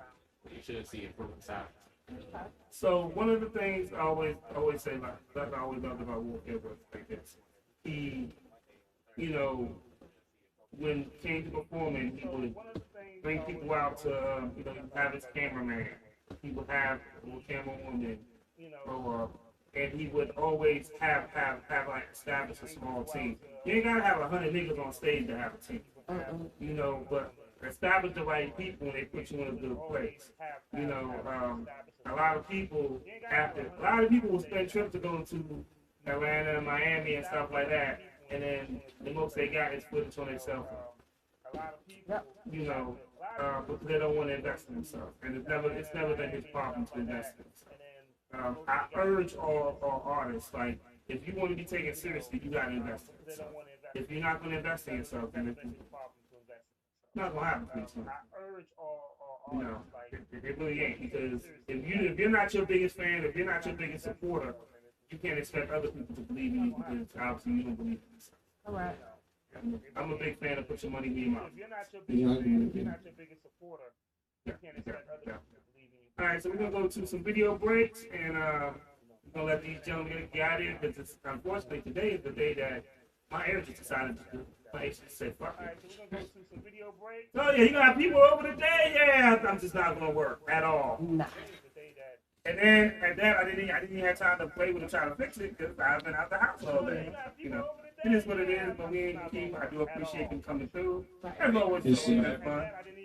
And then you know, we're gonna play some videos real quick, and then CP3 come back with his.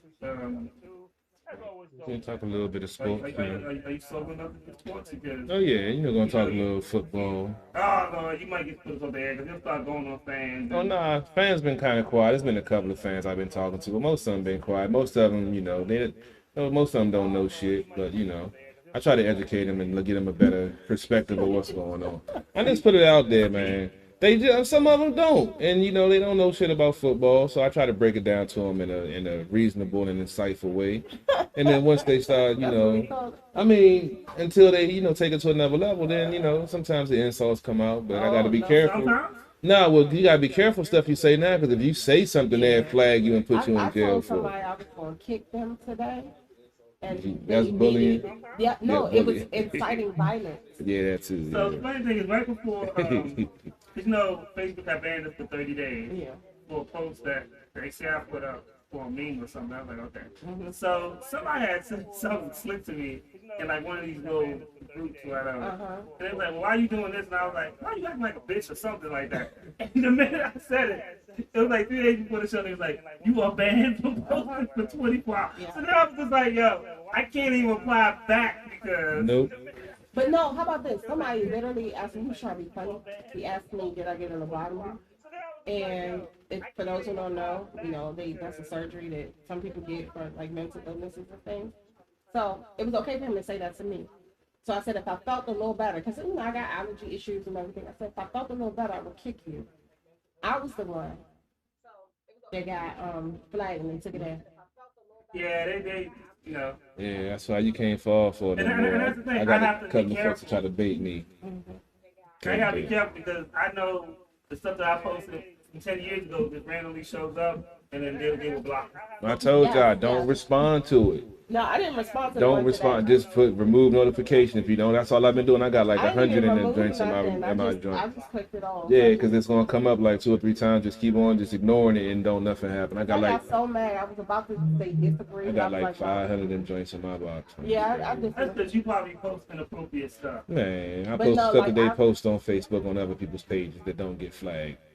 Don't get me started. I've been drinking, trying to stay on the air. Oh yeah. You know what'll happen. The F-bomb will get dropped. That wouldn't be the first time. Exactly. But it was when you was insulting certain people. Exactly. That's what I'm talking about. All right, so we're going to do a BWA no pressure.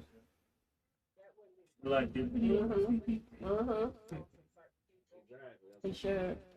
I think it's his favorite. Do a BWA no pressure.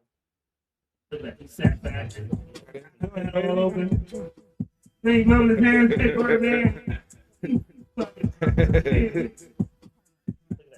Wait, I should move. Oh, no. Did you just see that?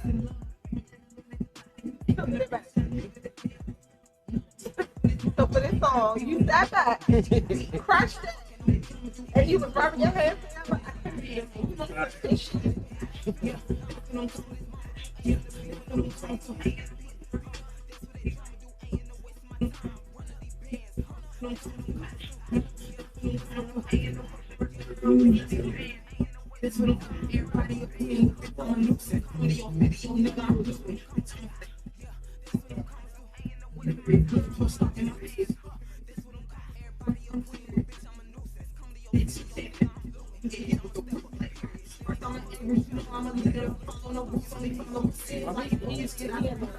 I kind of love the video.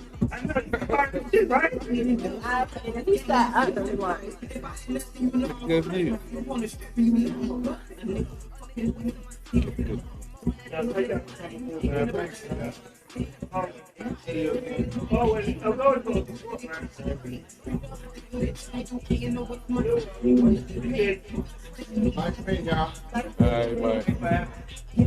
I do apologize. Today was my nephew's birthday.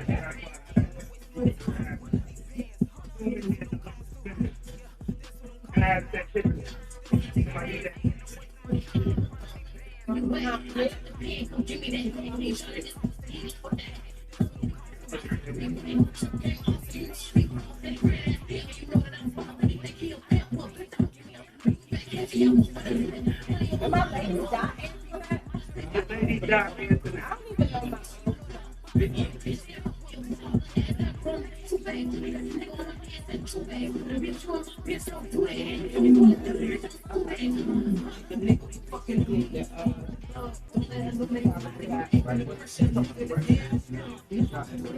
Oh yeah, better. Yeah, I mean, actually, I wanted to give you my email. I wanted the whole catalog. Y'all can email it to me. I can put it in the rotation. I'm at DJ Grip, JAY@gmail.com. Y'all, yeah, I'm ready to put it in the rotation. That's it.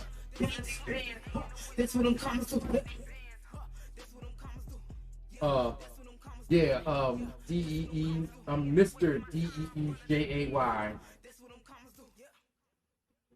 Yeah, Grip. Yep. At not Hotmail, gmail.com. Did you say Hotmail? I'm about to say Hotmail. That shit almost slipped up. That shit almost slipped up. Money. And that's me right there on the brand. DJ Grip 202. Money. I love that money. Lucas. Shout out to gunman number 2 in the building. Yes, sir. Please send me. Please Send me the gunman if you need a rotation. Get it up. Yeah. Okay. Yeah. Appreciate y'all coming through. Yeah. Bet that. Yeah. Bet that. Yeah.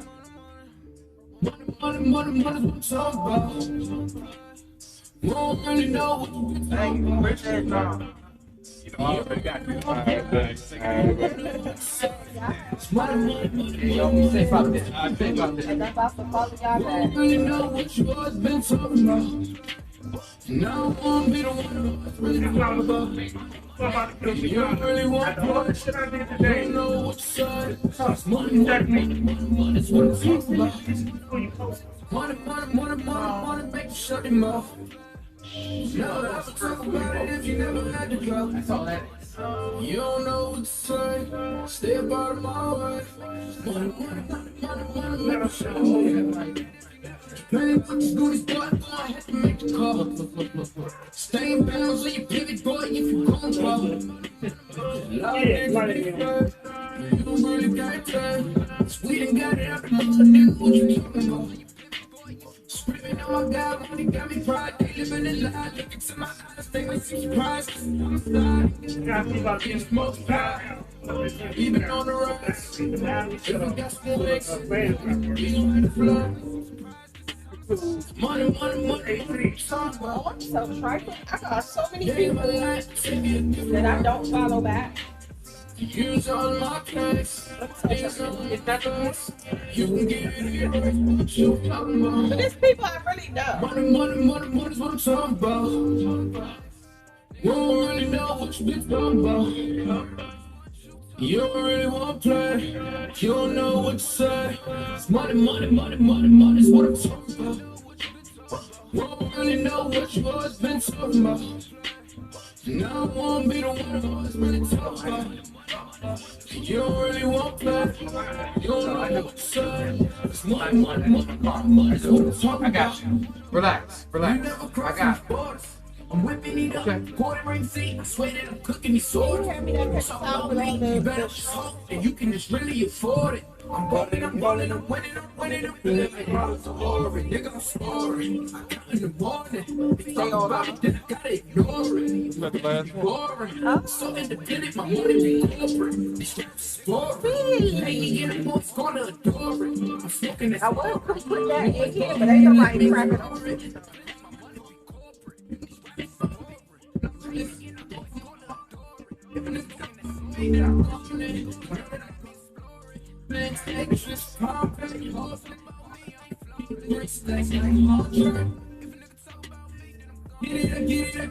Get it, man.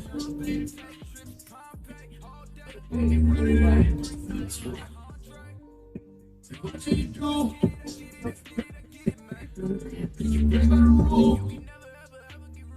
Money's what I'm talking about. You don't really know what you been talking about. You don't really want to play. You don't know what to say. Money's what I'm talking about. You know what you always been talking about.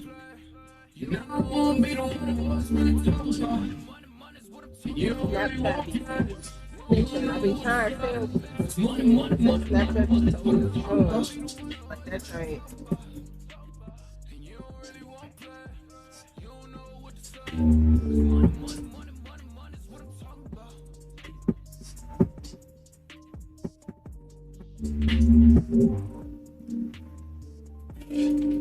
Yeah, the fan's working now. The fan wasn't moving earlier. Right. Yeah. Gotcha. Batteries. Fucking AAA batteries, you say. I think I'm. Do you think? What's your thermostat? Yeah. Oh my God. Fucking AAA batteries. That's how I do that. They killed my life. But I don't like how that happens. I don't like how it happened. We need some rules. Yeah. Oh my God. Fucking AAA batteries. They killed my life. Cheeky guys! Yo. Money, what I'm talking about. So we back. DJ Grip is still in the building with us. Yo, real talk, salute to DJ Grip. He DJ'd my nephew's party today. All right. You know, and he made sure he didn't play inappropriate songs. Like, I didn't really want to see, him play something like WAP and have a little 3-year-old twerking. But that's because you're an old school DJ. And then I'm going to kick them in their diapers. That's what people back in the day, DJs understood you play to your audience. Yes. People, these new DJs, I'll be like, baby. It'd be a baby choir and they'd be like, yeah. And I saw, and then even the people that dress up in the costume, I saw one party, I think I might have sent it to y'all. It was like one of the characters was like twerking. And the kids was with them twerking. I was like, no. That's not what we do. So my nephew went gangster for a little bit. My nephew decided, because we had a Mickey Mouse theme park. Right. So my nephew decided to throw, while Mickey is trying to take a picture with this kid, actually one of my nieces, one of the random cousins, whatever. Okay. He takes the ball and he throws it at her. So At Mickey Mouse? yeah, Or... at Mickey Mouse. Okay. So the other kids is cousins, so he's not really fucking with them. Yeah. So okay. So you got mad at Mickey? So he did it once, and I was like, okay. So he kept So doing I wanted to do the picture again. it? So when we got to like the third or fourth time, like, yo. He probably, honestly, some kids, they're afraid of these characters. No, he was loving it. What I'm saying is when they're afraid, sometimes it's the way that they react. It's not necessarily that they're afraid and they're going to cry, but they like, man, this dude looking shady. And now he with my cousin. You know what I mean? Like, he probably thought Mickey was shady. He didn't like the way he was looking, them eyes or whatever, them big ears. You know, like he wasn't feeling Mickey. And I'm only saying it because I was that kid. I didn't cry, but I did. They had a picture of me pulling Santa Claus beard off. I was like I wasn't a year old. I was 6 months old. So you was committing assault at 6 years old? No, I don't know what I was thinking. I mean, I was 6 months old, but you can see me like looking at Santa, and I just got my fingers in his beard and pulled. So it happens. Like when he got to the third time, I was just like, stop. Yeah. And then by the tone of my voice, he knew there were one or two options that's about to happen. Stop. He's either stop or I'm gonna whoop that ass. And then by the tone of my voice. And then he did what all kids should never do around him. Oh yeah, you said that. But he had a tantrum. Yes. So he jumped on the ground, he fell out, and he was about to cry. Because he was trying to protect his family by taking Mickey out. He was trying to protect his family and take Mickey out, and you told him to stop. So now he don't know what to do because he's trying to tell y'all he's shady. He feel but he's 3, so you know. Hey, Griff, is there another Mickey in that bag, or did you go home? They all gone, dog. I hope they all gone. Oh, hold on. Let me see if there's There should be still some Modelo's in there, yeah. Oh my God. No, I thought you were drinking some of this. I ain't drinking nothing else. I'm good. I gotta eat first while I wait for the show. You ate. I ate a little bit. I ain't eat a lot. I only had a burger and a steak. Wait. Did you hear this? He said, I didn't eat. I said, you did eat. He said, I didn't eat a lot. I didn't eat a lot. I just had a burger and a steak. That don't count. That don't count. It wasn't a full plate. It wasn't a full plate. That should hold you over a little bit, though. Yeah, I ate that earlier. It's like, what, 9 o'clock now? That was around like 4. Okay. Yeah, I ain't had nothing to eat. I've been drinking since then. So the funny thing about that is that when he did that, I politely walked over to him. Yep. I looked him at him. I said, I don't think you want to do that. I was like, get up. He went to cry and stop. He did that. I politely walked. He balled that face up, and nothing came out. And he was trying to stop. You know how kids be. I was like, you do know I'm the uncle that beats kids in public. And I'm that auntie, so I understand. Yeah. Because I snatch a kid in a heartbeat and get real close to him and speak really softly. And they be like, uh-oh. So he balled his face up, and then my sister was like, what's wrong, Shy? I was like, he's about to get his ass whooped. On his birthday. Mm-hmm. It happens. I done done it. I done done it. You know, I'm the uncle that's a fear lord, so. Same here. You act up, I beat your ass anyway. I don't give a damn. Mm-hmm. So. Take my belt off and everything. You know, So I guess let's go right into this. I know with CP3, you're just going to end it all with your sports stuff. So let's get this other rant out before you let your Oh yeah, you know, it's good stuff. Good stuff. Good stuff for what, sports? For football. Oh. So, not so much baseball. Yeah. One speedy recovery to my cousin Hawania Harper. She Chef Rock's sister. last week on the show, I received a phone call, and I was told that she's in the hospital because she had a stroke. She is recovering. It's a day-to-day process. On the show, I received a phone call. But we definitely want some prayers and stuff. She is recovering. It's a day-to-day process. So then, this week, 2 albums got released. And So then, 2 albums were overly hyped. 2 albums got released. And 2 albums that were And 2 albums were overly hyped. disappointing to listen to. 2 albums that were. I saw with Kanye's. I listened to Kanye's joint. Kanye's joint remind me of it's not a good version of my beautiful dark twisted fantasy. This was a phenomenal album, and it was a concept album. This reminds me of one of Kanye's concept albums. There's nothing spectacular about the beats, anything like that, but it's an album of really he's at the point when he's mature and he can just do what the fuck he wants, and that's exactly what he did with this album. And he just, at this point, he's just making music for Kanye. But then again, it's the same person who, he gave you the other album that he did, for the Gods, whatever it was called. He did the religious album. Right. Keep in mind though, all the criticism that we getting for Kanye's album. Oh y'all niggas that's still playing Lil Nas X, he's pregnant on some type of cover. He was actually he was supposed to be trolling Drake album cover, and the problem with that is if Drake did that to him, he'd be homophobic. Right, and I feel like that's not the first time he tried to troll Drake in his album cover, which I'm kind of confused as to why he keeps doing this, because not only did he release the pictures of him being pregnant, but then he also, how Drake's album cover is a whole bunch of emojis with women that are pregnant.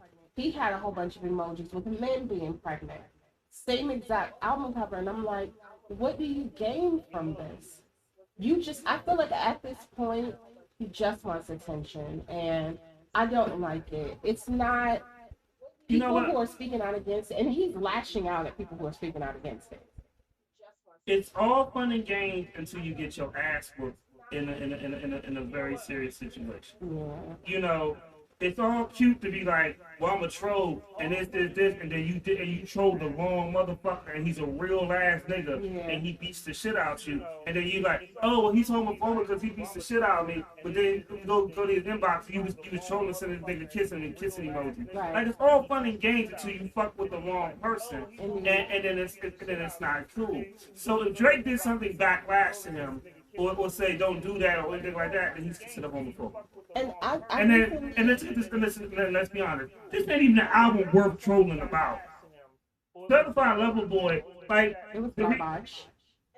It was average at best. I don't even think it was average. It wasn't. There was one song that I listened to that I said really sounds like a Drake vibe, but it was kind of boring. The only song I really got excited about was the one with he did a snippet of Montel Jordan Daddy's Home, because I hadn't heard that song since the 90s. That was the only one. That was the one called Poppy Song. That was the only one. I feel like he had a song with Jay-Z on it. Jay-Z did better than him. He had Lil Wayne. Lil Wayne did better than him. And I'm like, bruh, what were you doing? Here's the point that I think Drake is actually better than Lil Wayne. Well, and on these songs, no, not on that album. That's the problem. You can't. Lil Wayne can't be better than you on your song, on your album. That's just not. And you're right. Drake has the skills to be better than what he gave us. Yeah, I think. And the same with Kanye, but we know Kanye ain't really there. I just pray for that man. Hope he gets. Here's the thing. Donna would have been an okay album if it wasn't so much hype involved releasing. Well, I don't feel like it was Kanye level either. I really don't. I don't think like I said it's average at best. It was one of his concept albums, and it's like when he did the Yeezus album. Like I looked at it, I was like, Blood on the Leaves is my shit though. I heard Blood on the Leaves, that shit was phenomenal. But is there anything on that album that you would say that about? Black Skinhead, Blood on the Leaves, that's about it. There's another one. It's Black Skinhead, Blood on the Leaves, and there's one more song, but I Because I can't. feel like this album didn't really give me bangers for both of them, honestly. It really didn't give me bangers. It was a concept, so it just gave me concept music. But that's my thing. Why are we doing that at this point? We waited. How long has it been since you put something out? About 2 years. Okay. And you he closed himself up at one point, saying he was making music. Didn't want to talk to anybody. Went to the mountains or something. He went to Wyoming. And said he was working on his music. He did all this for this. And then Drake. I was just like, for real, dude. I want to get a point in your CP3's opinion because he probably like, we don't give a fuck. Well, I haven't heard either one of the albums. I've been at the dealership trying to sell cars, so I heard a Drake track that was released I think a couple of weeks ago on the radio. I don't know the name of it, but it sounded pretty cool to me. Kanye, I've always been a Kanye fan. I feel like he's a musical genius, and I haven't heard the album. I'm sure. My opinion is probably gonna be different because I look at it. I listen to his music with a different ear because he's just a different type of dude with the stuff that he does. So I listen to him with a different ear, and I feel like he's never trying to outdo or impress anybody else. And I think that we've become spoiled by all of the good music that he's put out. So when he put out some stuff that's not up to his normal high standard, we're like, oh, he done lost it. Sometimes. But you gotta think about it. You remember when Michael Jackson did Blood on the Dance Floor, and that particular album only sold like 2 times platinum. They called that album a failure. It's a flop. Yeah, but for But Kanye the thing is, the bar's been so high. Well, Kanye and Drake both had. Well, Drake broke the record for the most downloads in a day. Yeah, for Apple Music. Yeah, so it's people are interested in it, but we're talking longevity. And if you're a Kanye fan, you're a fan for a reason. And if that artist that you're a fan of doesn't produce at the same level that they were producing before, you're gonna notice it. I'm not a big fan of either one of them. I will admit that they both have bangers, and I can't find one that I really like. I don't identify to any of them. Like I said, the one song that I was actually excited to hear was only because he had a snippet of a song that I remember from back in the 90s that I hadn't heard in a long time. And I thought that the concept of that particular song was good. He addressed, stuff in reference to his son and things like that. So yeah, but I didn't get, first of all, I feel like the title was wrong for the album for Drake. Certified Lover. That's a weak ass title. But where is the lover boy part? And he got women being pregnant on the cover. This ain't baby making music. I'm confused. What are you doing? Because the album was 9 months late. Yeah. That's why the women are pregnant on the cover. Yeah, but your album was 9 months late for what? So DJ Grip, what is your thoughts on these albums? Well, here's the thing. You gotta keep delaying it, then it's not as hot. You know what I mean? It's not as hot as what it is. Yeah. I mean, if it's really that hot, just drop it whatever. The club pick it up, or whoever picks it up, it's just hot. So you gotta keep delaying it, different tactics, and there's a secret diss track on it to so and so, or if you, I'm watching Fox News, or I don't even, whatever news station in the morning, whatever, and they're talking about Kanye, the release part. If you got to get to that point where you got to talk about the buzz at the release party and it's delayed and it ain't even worth it. If you got to do all that just to promote your record, your album, it ain't even like that. So as a DJ, you feel disappointed? No, I'm not disappointed. I'm just. He's saying that just you delay it that much. Just watch the promotion or lack thereof. If the record's hot, you don't need all this extra stuff that's going on. all this extra Correct. foolishness. That, don't get it twisted. Kanye's the man. Don't get it twisted. He's the man. But when, like you said, 2 times platinum, that's not enough. That's a failure. But me and you, we kill for that. You know what I mean? So it's just you get to a certain level and well, 2 times platinum would just be off of your name. Look at Drake. Before people even knew what his album sounded like, they downloaded it. So he broke a record because of all the hype. He didn't break a record because the album was good. Because this is first listen, you know. People are like, oh, I want to hear it, download, you know. So that you got those downloads. And then the beef made it even more. That's the same they thing. ordered so-called beef or it wasn't no beef beef. or That's the so-called same thing I've beef. been saying for a long time. Just because you got good record sales doesn't mean you have talent. There you go. To the true people, to the true hip hop people, that turns them off. But Rip, that turns me off. And you got the fake beef that But the thing about that too is Drake has lost most of his beef. He's only won against me. But it never stopped his album sales. That's the thing. So, and then nobody really took Drake and Kanye having a beef serious. No. Because the thing about that was that you lost against Pusha T, and your response was to go against Kanye, who you weren't beefing with. For real. Right. So, and then you even yelled about Kanye having ghostwriters when the album before that, nigga, you got exposed for what? Having a ghostwriter. Yeah. Quentin Miller. Who you let Meek Mill beat the fuck up. And also was in an accident who lost like part of his leg and you didn't do shit for. But that was your man at one But you took his music and But gave I him a mean, shot. at the same time, what we did learn about Drake is that he had a son that he apparently denied for a minute. So, I mean, do we expect certain things from him? That's his blood. The only thing I can see about that situation is that he was waiting on a DNA test because that little boy. Whoa. Have y'all seen that baby? That's an ugly kid. I hope he got a DNA test. It's not even about the baby being ugly. That baby did not look like he came from Drake. So maybe he was waiting on a DNA test. I don't know. But like I said, he did address it. I don't want to give away that song. Poppy's Home. And it has a snippet of Montel Jordan. I heard somebody say, is that Aaron Hall? No, that was Montel Jordan. Daddy's Home. But I was less than thrilled. With both of them, I expected that. Yeah. But not everybody can do. Truth of the matter is, not everybody can do a good concept album or a good album in general.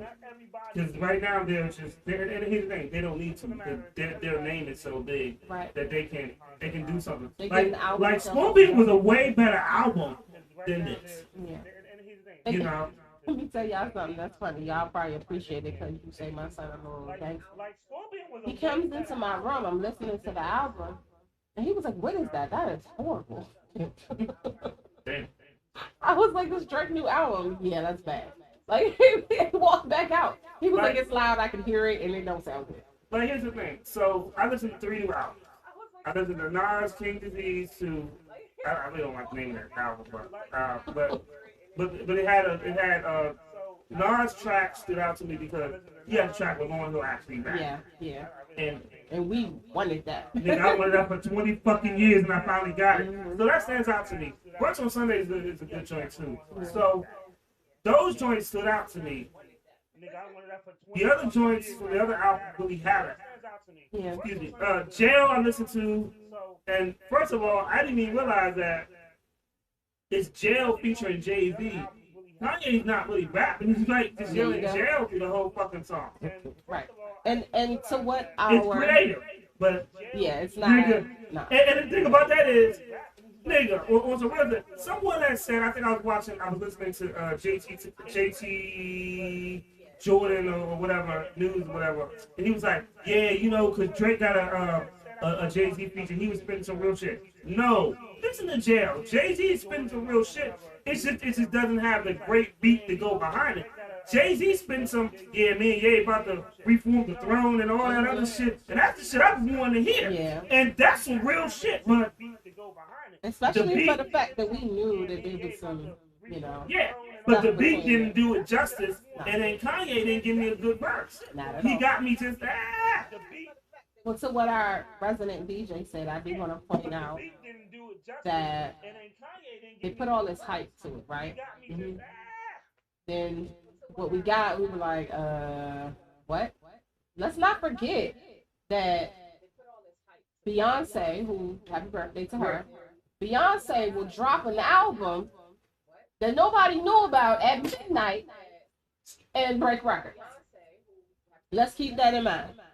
So at the end of the day, you don't need all the hype to get those record sales if your album is good. Jay-Z did the same. Exactly. I agree. Jay-Z did the same. Just the name alone, like, don't get me wrong, because as much as I was like, damn, I was disappointed. I can't front when I say that. That nigga Kanye didn't pay. Like, the difference between Kanye and Drake album is, yeah, Drake may sell a little bit more, but that nigga Kanye did bank some money with the whole doing it at these stadiums, the listening party, and also he got money because he streamed that shit live. Right. So the marketing plan was me, and for a lackluster album, he had a good marketing plan. Well, he got to get the money off the top because this ain't one of those albums that people gonna be playing 20 years from now. This ain't College Dropout. This ain't that. Nigga, this ain't even College Dropout. That's what I'm saying. So you got to get the money up front. So I understand what he did and why he did it. But at the end of the day, you gave us something that was lackluster. You didn't give us, you know, that banger. And I understand he got all this stuff going on in his life. And then he got, you know, his mental state of mind has been in question for some time. Whether or not he's on his meds, it's been, you know, so unfortunately, I don't know if that's the reason why, or if I don't want to say he's falling off, but sometimes some people just don't get it. Might not just get his music right now. Right, and I feel like this just ain't it. Yeah. You know, I just feel like it's not it. I don't know why, but I just don't feel like it's it. I'm gonna definitely check it out. Hopefully, the next album he'll redeem himself and give us what we want from Kanye, because although I'm not a huge fan of his, I do appreciate some of the music he has put out in the past, you know, and the same with Drake, you know, but yeah, Certified Lover Boy wasn't it either, so. Certified Lover Boy was hot as garbage. And sometimes there's gonna be some doo-doo out there, man, you know. Yeah, but for both of them in the same week, it was like a blow to my heart. It was like I couldn't take both of their albums being like, Man, it, like I said, kind of hurt my feelings, I haven't especially checked with them all out. this garbage that's out. That's the whole Yeah. point. The fact that you even making an opinion like that just keeps the buzz going. Just keeps the whole. That's what they want, whether you like it or not. That's what they want, to keep the buzz going. You giving them more press than the next up and coming who is hungry, who is giving you what you want. It's Look, man, it's play a machine. Play them It's a things on machine. Spotify. It's a Do machine. yourself a favor. It's a machine. Play them things on Spotify. They know exactly what they do. It's a machine. In my opinion. In my humble opinion. They know what they do. They got lawyers, publicists, and Instagram gurus, Twitter gurus, and man, please. I don't know if y'all can hear our resident DJ. He's sitting here going on. y'all, you know. I'm saying like but it is definitely a certain tactic that they have going. Like I said, Kanye wanted that money up front. He got a lot of money up front off of this album. It's in every industry. He putting it, but not everybody ain't doing it the way. So I feel like deep down, maybe he knew. He was like, this ain't it, but what we gonna do is. Yeah, it's all about, like I said, it's all about marketing and making money. You're making money, keeping above the grain. People gonna listen. It's the capitalist way of life that we live in. It's no shock. It's always BS behind the scenes you got to deal with, and there's always going to be a hidden agenda behind it that somebody already has stuff locked in, and so they can have their money already taken care of. You got to feed the machine, so it's in every industry. You know, it's the society where we live in today. It's unfortunate. Yeah, I mean, it is what it is, man. But you know, And y'all noticed that we had two young artists here. We've had a young artist before, but when they start talking about their top duos, y'all notice a trend? There's no duo. Like, No, what they saying, the people that they did name, you notice the trend? Those are the young guys. Like and when I asked about the older hip hop, they ain't had they no were like, idea. no, you know, because now when we were younger, we pulled from our elders. We pulled that information. We pulled that music. We pulled that style, and you saw that trending in our music.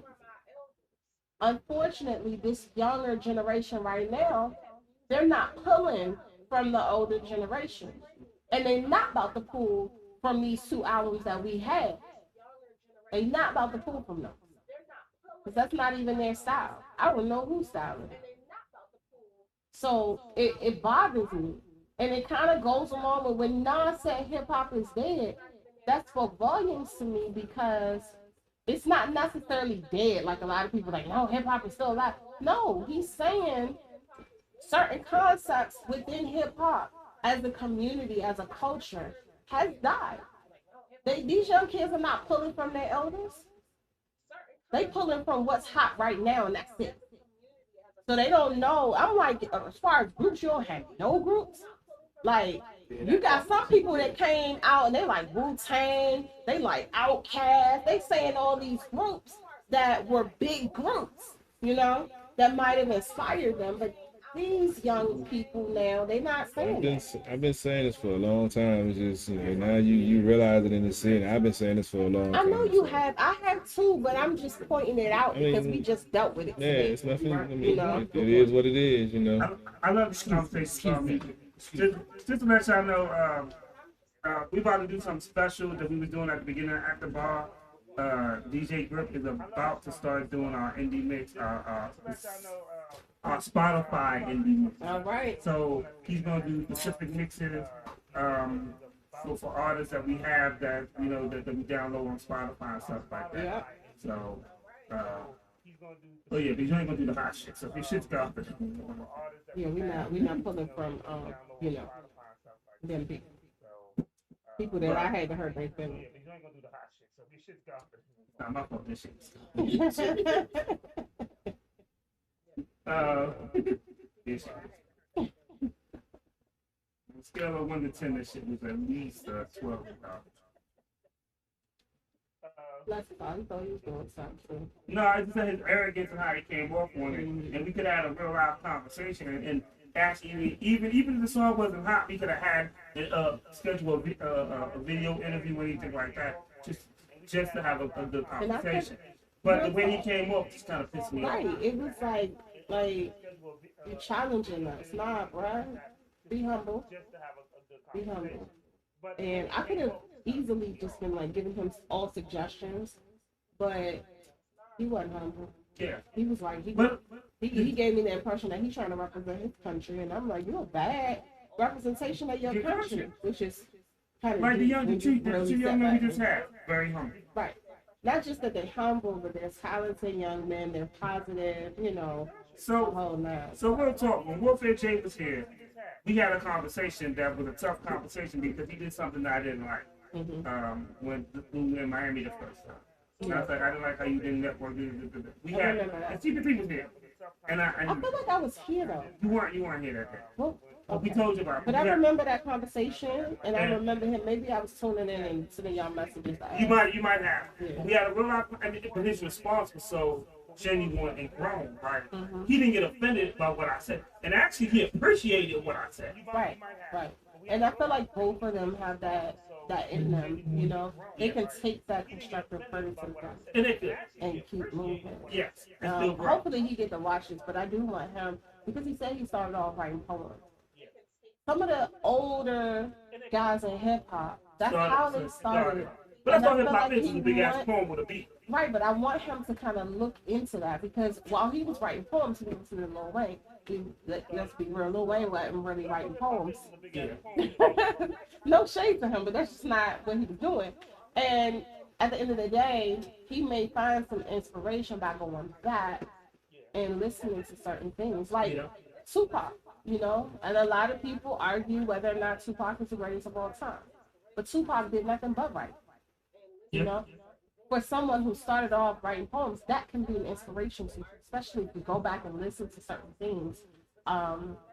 You know, and know that these songs started off as a poem. You know, that's deep right there. So I meant to say that, but I didn't see that. Oh, we'll definitely see. Yeah. They're plugged in with the guy who runs the bar. They're plugged in with the bartender. So. Oh, somebody wants to No, I'm listening. You done like a steak. I turned around. I was like, oh. I'm sitting nice, man. I'm just. Yeah, we know. I'm in a whole different place right now. I went to look like, and he was like. His head was cocked to the side. He had this weird expression. You okay? I'm good. Just waiting to get my plate when we get off there. So this something I found interesting. It said, even the fans only want to know why McDonald's ice cream machines are always broke. Why? Just why? The running joke of the self-serve items are always broke, but now it's an issue and apparently it's being taken seriously. Yes, because you false advertising. By now, most people are accustomed to the fact that a McFlurry machine at McDonald's are frequently out of order. There's even a McGroup map where they can I didn't even know this. Where you can track down which ones are working? Yeah. Yep. Because let me tell you, it's one. Shout out to the one on Allentown Road right across from Andrews. Okay? Shout out to them because most of the time, their ice cream machine is working. According to See, I don't get the McFlurry, so I don't really have Well, I don't either, but I mean, let's say you wanted one. It's good to know that when I swing by, some I of give me them a do have milkshake it. or a hot fudge sundae. I'm good. They not that ice cream machine. No, I don't never had that issue. I don't never had that issue. I always according to reports in Wall Street Journal published on Wednesday, the United States Federal Trade Commission reached out to McDonald's franchise this summer to see exactly what's up with the soft serve serve machine. Owners of the McDonald's have said that the McFlurry devices, which meant soft serve will add such as M&Ms and make tasty frozen treats, are overly complicated and hard to fix when they break down. Okay, here's the problem. All these years. That shit been going on for 20 years. All these years. And you mean to tell me, because when the McFlurry first came out, you could always get it.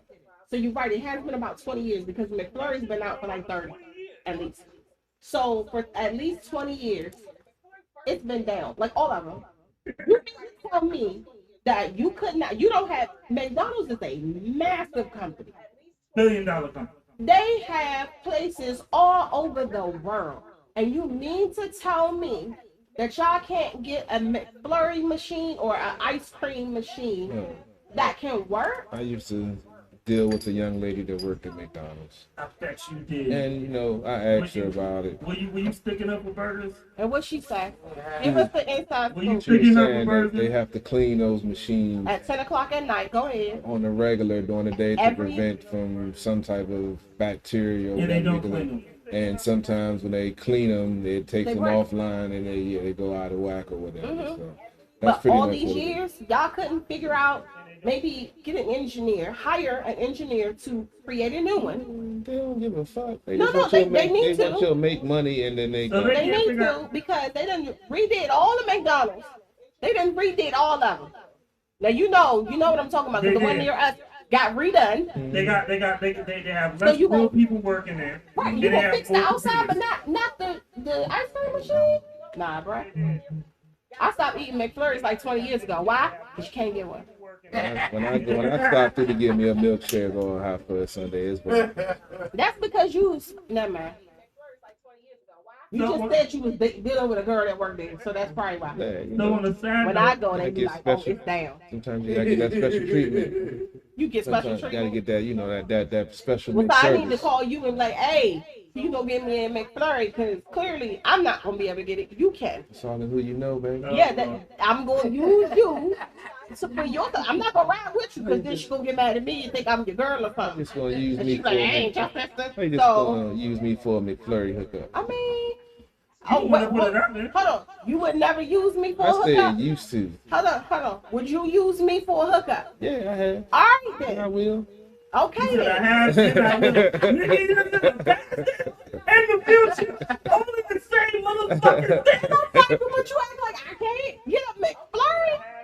I said used to. I don't deal with her no more. I'm Okay, talking but about every time you go, so you must have the McDonald's. I normally leave when I pimping leave question, here, no. And they love you, and they like, oh, hey, boo. Hey, only when I leave here, I stop by McDonald's and get me a. So the one down the street from here got the McFlurry. Cause yeah, you was with me one time. Yeah, and you got the ice cream, and I was like, that ice cream machine working? I told you, man. It's all who you know. But I went to that same one before, and then it was fucking working. So, So my international McDonald's card. You were international McDonald's what? McDonald's player. So once again, we're drinking. One of us is drinking. Tiana Tasty. I'm showing thirsty. Yes. Yeah. Tiana Tasty. I ain't gonna lie though. I almost want to keep. I almost wanted to catch that shit for myself. Lady after he wanted to. Thank you. I ain't gonna lie though. I thought we had two in there, and we only had one, and I thought about it. But hold on, here's the crazy part. But I knew she made that for you. Right. Here's the crazy part, y'all. I'm just letting all of our folks know. So I had one, right? Then this is my second one. Y'all wanna know CP3 tried to bully me for this one? Ain't no evidence of that on He tape. tried to bully me. I don't know. So And- I politely asked, No, did I he partake? tried to bully me. The rum punch. He done had like 4 of them. She told me she's gonna pull her blade out. You had 3. I had 4. Yeah, see, Well, he told me 4, so. You had 4? it might have turned to 4. I If can't. you had 4, that means I had 5. Yeah, you had 5. You had 5. I had 4. See? And this is my second one. Should have been here. I couldn't be here. Now I want it now. If you had 4, that means I had 5. I want it now. 'Cause I want it now. Now they got hooked on it, man. Them joints the first time I had it, I was like, whoa. The So second time I was clearly- like, yeah. Tiana Tasty. Yeah, she need to come on back through. So this Saturday, this Saturday, Sunday, the 11th. it's Sunday the 11th. They're doing what's that? Marbury, Maryland. I'll send you the link. Yeah, I might have to ride with you. I might be kind of far. Okay, I'll send you the link. Wait, Marbury? Like not Upper Marlboro, but No, Marbury, Maryland, like past Charles, past Bryant Street, like going down to Bryan's 10. Road. Okay. Yeah, Bryant's Road. Excuse me. Thank Yeah, you, sir. Bryan's Road. Thank you. That's- Going that way, like Marbury, Maryland. So they're having a big event. The artists they know is performing. What time is it? What time does the show end? Because once you pass Bryan's Road, It's all day. It So starts you gotta at go 4. It early starts and at like leave early. 3 or That's 4 what I'm until 11. It's an all day event. So- We'll have vendors. So is that the St. Mary's County side or the St. Charles side?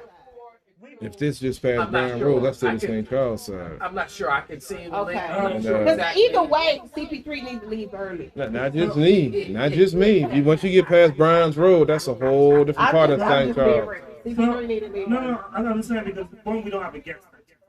Okay. So if we wanted to do something and they go on location, I Okay. can film Oh, it and that's stuff like what's that. up. That's If I got a ride out there, I definitely want to go out there and support this. So the 12th? that's what's up. Because I'm Are we talking about the 11th or the 12th?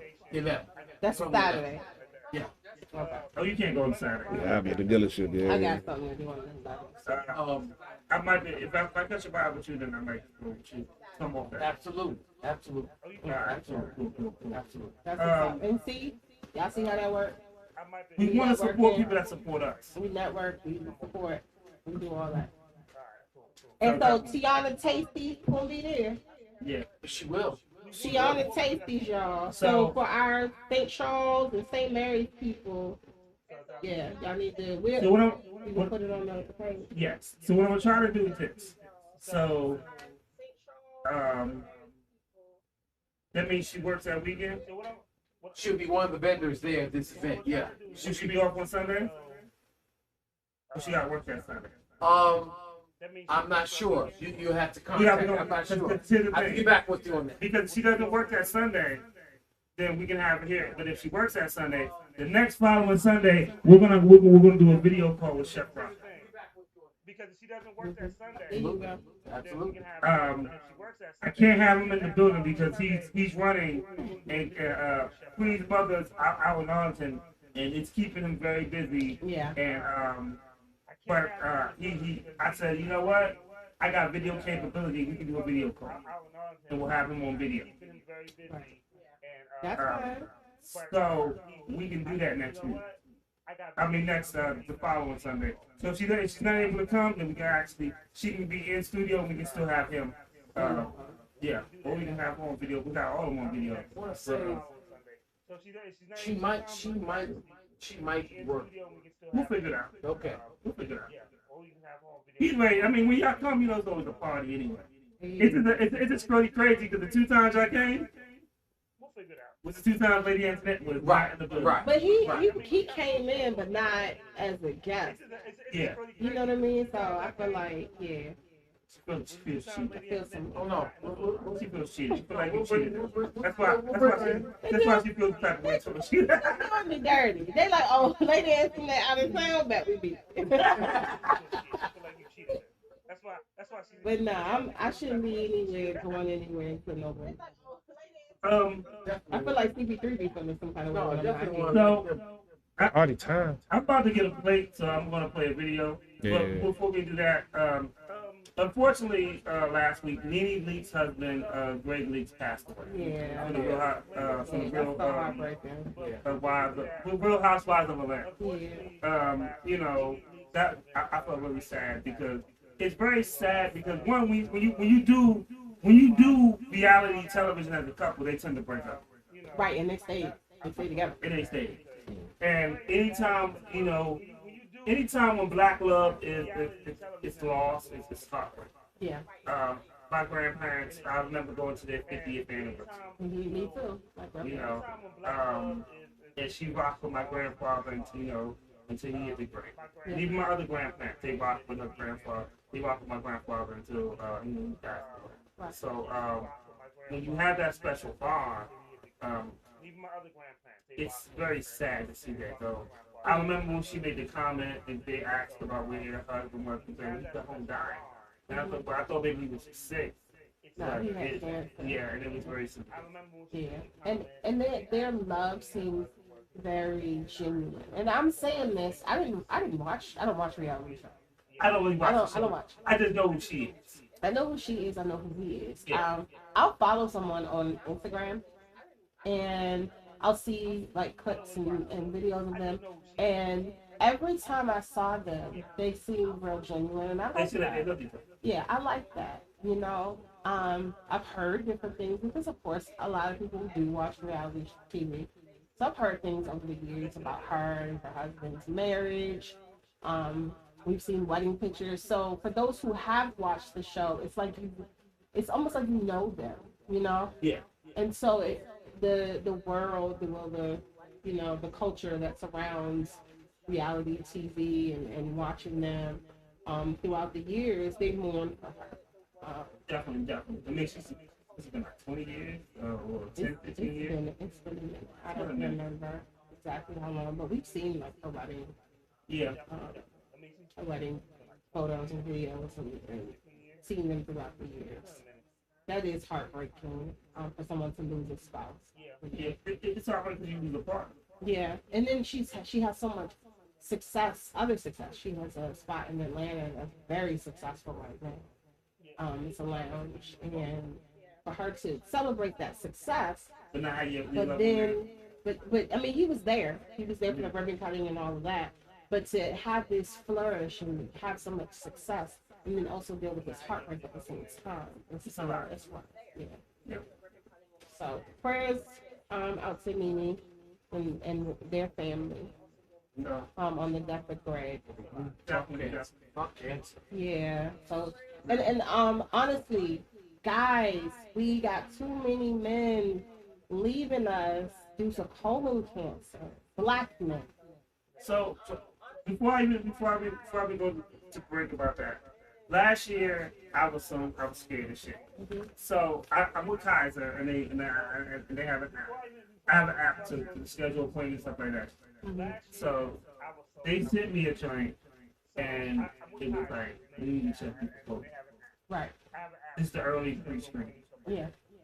And it's like because of your age and all this other stuff. I remember getting it. I remember just sitting in. I remember sitting in where I'm at now and just looking at it. It's like because your age and all this other Yeah, no. Everything went. I was so. And then when I finally did it, I finally got the nerve up to do it, and it said that. And I was scared. Yeah. I was scared. Yeah. And then it was like they texted me, you can check your results online. I hate when they do stuff like that. You be like, what? I was like, anxiety be up here. And man, like I ain't gonna lie. That's one time the punk bitch came out. You be like, what they gonna say? But you know, but after the results came out, I felt a lot less. I felt relieved. Right. And then I think I started to really address and want to take my health forward. Right. And like I said, you know, we have a lot of prominent black men that, you know, have spoken out, especially, okay, if you didn't know, Chadwick, we lost Chadwick to colon cancer. And that's Black Panther, you know what I mean? Yeah. This is real. Like, we need you guys to get checked. So that's Yeah, I mean, especially those who are 40 and over. Yeah. Like, cause that's who's getting hit right now. Yeah. There are some that are younger, but 40 and over, like, you gotta get checked, you know. And getting, according to shout out to Dave, so getting your prostate checked is not having your thing. It's not having your girlfriend stick her finger up your ass while you're getting your done. That's not a prostate check. That's just being anally raped. They say that you can check your prostate that way. So. But that's how the doctor. If she's not a that's doctor, what he's saying. if she's not a doctor, that's like it. No, otherwise, it's another name for that. Tell if it's enlarged or not.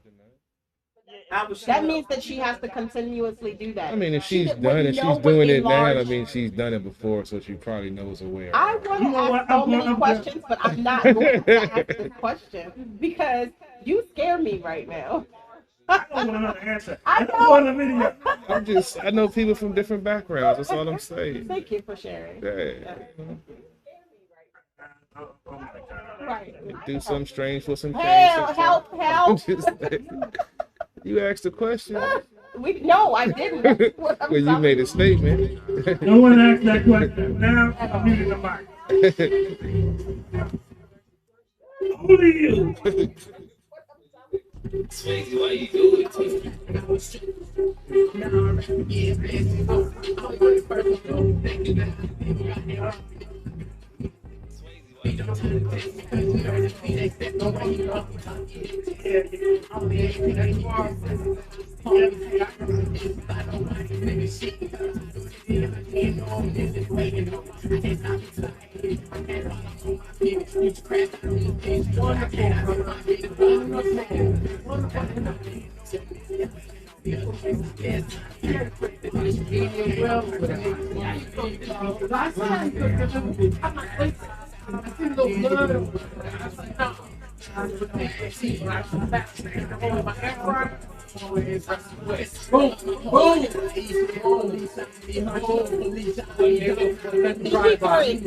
Remember how I came in here and I was all stuffed up? I love that natural, you know.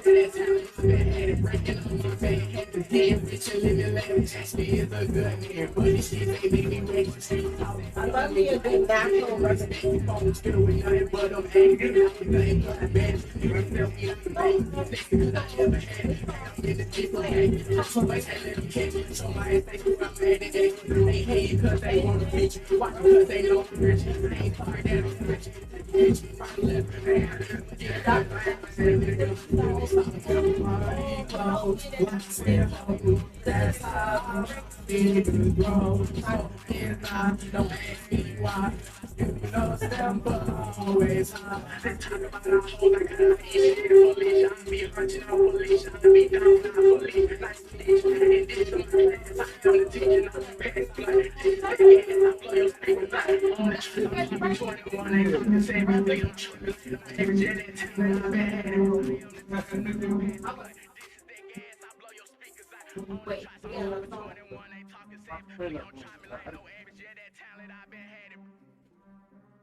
Booking a trip can feel dramatic, but with pre-cancellation, you can't go wrong with Hotels.com. You got this. On the grip. Women really enjoy it, but you don't tell them to calm down. Now I gotta run the CP3, are you serious? Come on, man. Not oxtail. Oh, man. I don't know what in town. You lost me. That's insane. I lost 53 pounds. I would say that far exceeded my expectations. Week 10, down 107 pounds. This program actually blew it out of my expectation. I wish I would have started 20 years ago. Week 10, down 107 pounds. This program actually blew it out of my expectation. I wish I would have started 20 years ago. I feel like you sacrificed me to get away.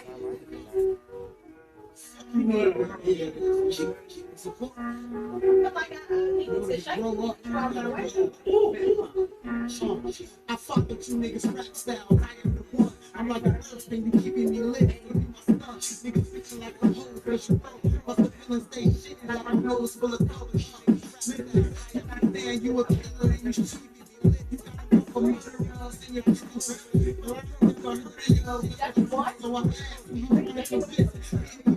listen here, Jeremy. Your parents really miss you. They want you to with your sisters and your issue. They rap the street, bitches with a pistol up. When it's fed you, you'll be snitching like a victim.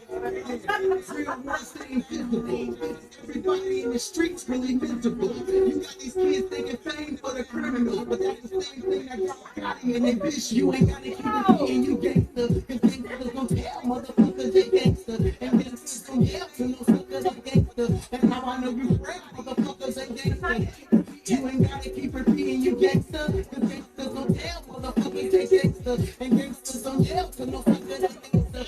I know you rap motherfuckers they gangster. These dudes say they beg a better from the start. Trust that making money is my art. And I could draw on a nigga in the dark. Catch him flipping, really whipping, bust back. The truth, I came up in the queue without kissing ass. Speakers of this, I'm in the business. And me confidence is zero to one. Dominance is dominant. Track over. Crawl up on the spot. With the track over. Crawl up on the where is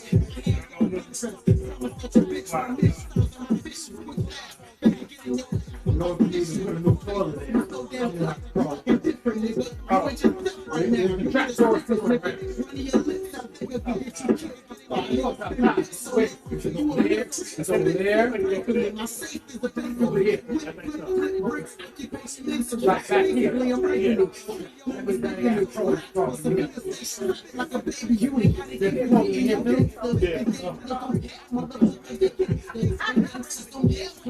Don't worry about the name. Worry about that, man. What I do. What I do. Just as good as the plumbers and DJ. Oh. When I change the faucet out, you will lose the sprayer. We'll put a hand soap right here. So we'll have to sanitize.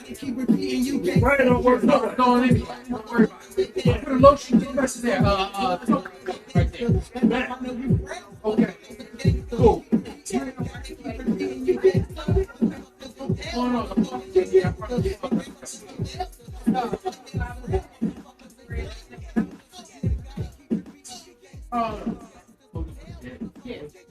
No, that's what I'm saying. I want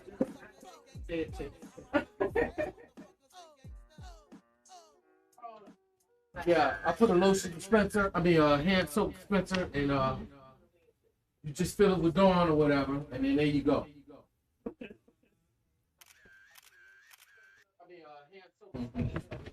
My first faucet, just fill it with Dawn or whatever. You style now, not pull out. There you go. There you go. Maybe. Knock them up. Take it, nigga got 10 bags. Don't talk to you, can't me double it, double it, double it, double it, double it, 10K nigga got 10 bags. Don't talk to me, you can't me double it, double it, double it, double it. Her rhymes as soon as she smile, I'm feeling as soon as I walk to the place. This how I'm coming, how you want it, she want it all over her face. You thinking with your dick, that's why you got a pole in your face. Giving it up, get stuff, pussy nigga don't know the state. Hey, take your vision today, it's a good day. All feelings inside, I'm thinking I'm done with this rap. Hold up, shit, I done that shit, little nigga, I go fast. Stressing this shit like a last. Go to the lick and I call me some V-Long. Show up paper blast. If I say no, then why you keep asking? I need a Bobby, some shit that goes wrong. Bitch, if you blink, it's like 182. Talking with numbers like 222. I put you to sleep, I go book you a room. In the hell, easy, come on, you a room. Don't talk to you, can't be double it, double it, double it, double it, double it. 10K nigga got 10 vines. Don't talk to you, can't be double it, double it, double it, double it, double it. 10,000 to the venue.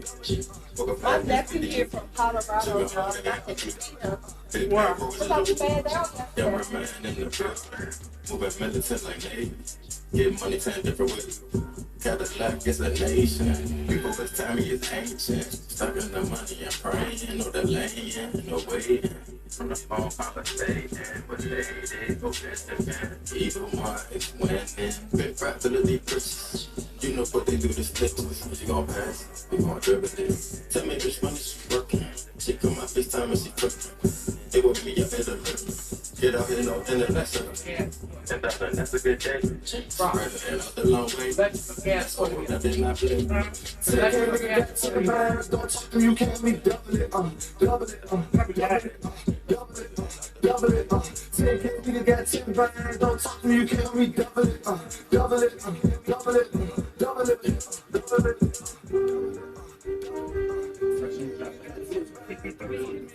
Right, and I'm talking about that. She's on the real. That's always. That's always. He was the man. Thank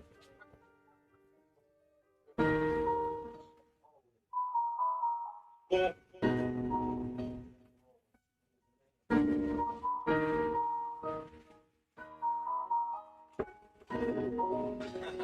Went all the way, bro.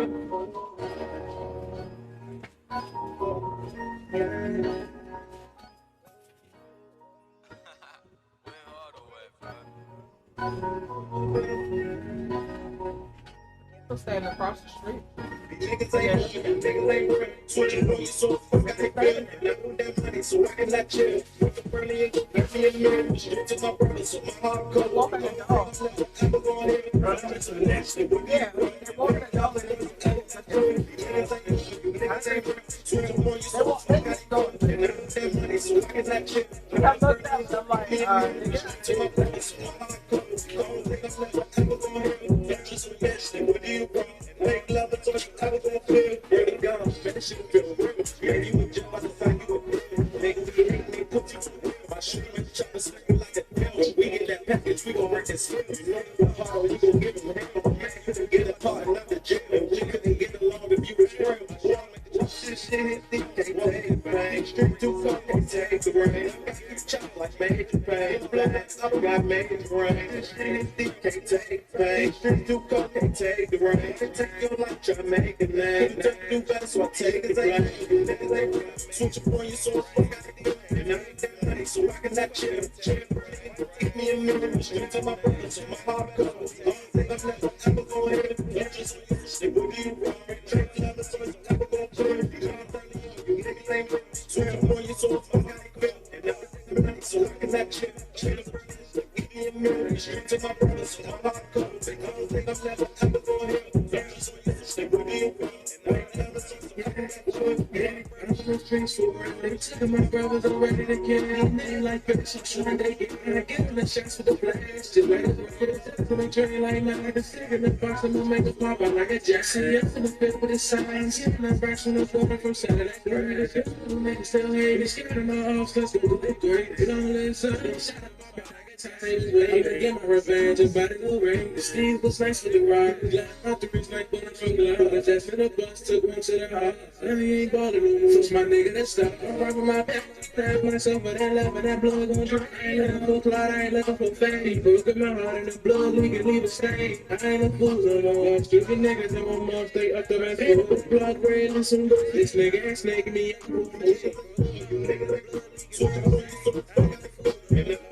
So I can take care of my family. I'm getting married straight to my family. So my dog go. I don't think I'm never going to just so you stick with you wrong. I'll never search for type of that shit. You niggas ain't real. So I'm going to so it's like I ain't cool. And I got make money so I can take care of straight to my give me a mirror straight to my family. So my dog go. I don't think I'm never going to just so you stick with you wrong. Anything can't take pain, can't take the rain. Chop like major pain. Anything can't take pain, can't take the rain.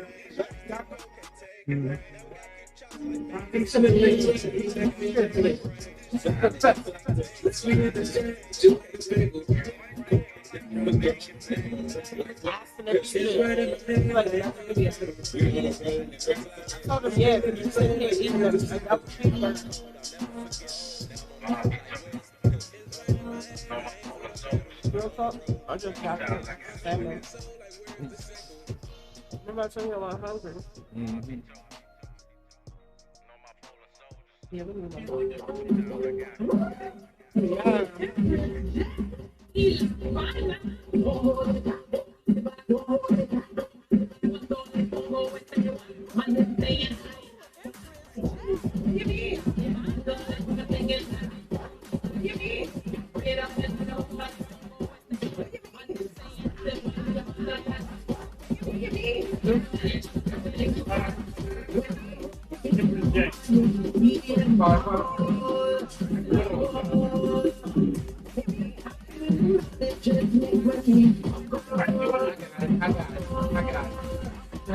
Sound down court.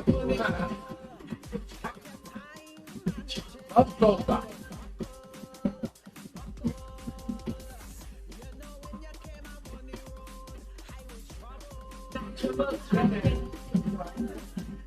Okay, pull it out. I'm gonna have to crawl up underneath there. Crawl up underneath there. Put a valve right here. Okay. Right. We'll level you up. Level you up. I got you, baby. I got you. Come on, I got you. Come on, I got you. Come on, I got you. Just don't ask me to pay or put no cops there. I don't know how to do that. I don't know how to do that. I know how to fuck with the steward. I fuck with the steward. I fuck with the steward. License.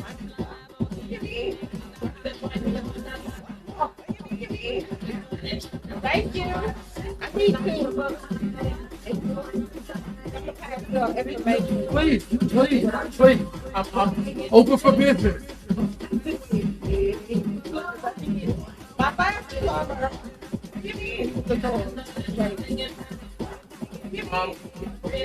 What's for there, Southwest, GC, federal company. I'm good. No, he was like, you know, some soft type of stuff, you know? No.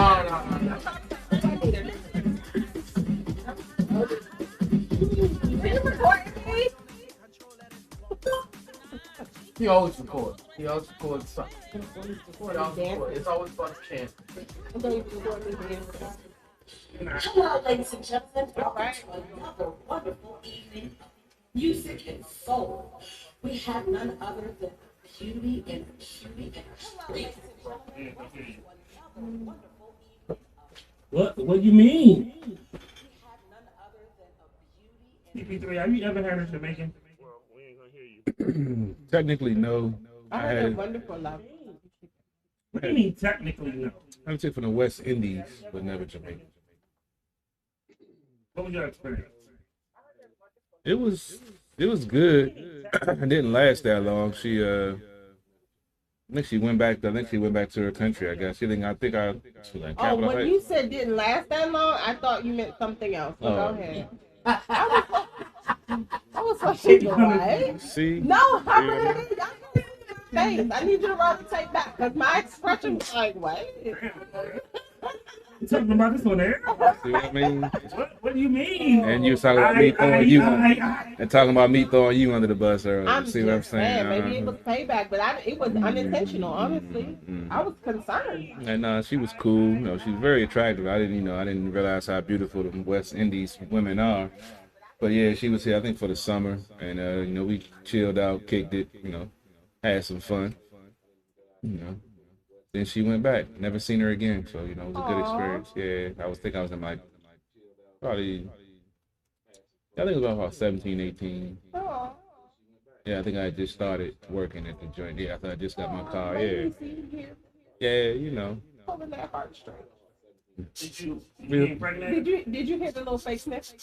Yeah, you know. We all had those moments in our life sometimes. Did you throw up a pregnant her? I thought about it, but I was, you know, I was still using condoms back then. So. What? I don't want to was way like, you say that. Like it's bad. Like we just go out. I mean, it's bring dick all day long. I stopped using condoms back in 1996. It's a couple that was in 95. I'm just saying, it's a couple of celebrities if I come across that I'll put a hole in the rubber myself. That's all I'm saying. See, you do understand that. That's why God didn't see fit for you to meet these particular celebrities. Right. Hey, but if it happens, I already put the disclaimer out there, so they already know what it is. You haven't met them. Hey, it's a couple. Yeah, I'll be following on Instagram. Got to get out LA. Bless your heart.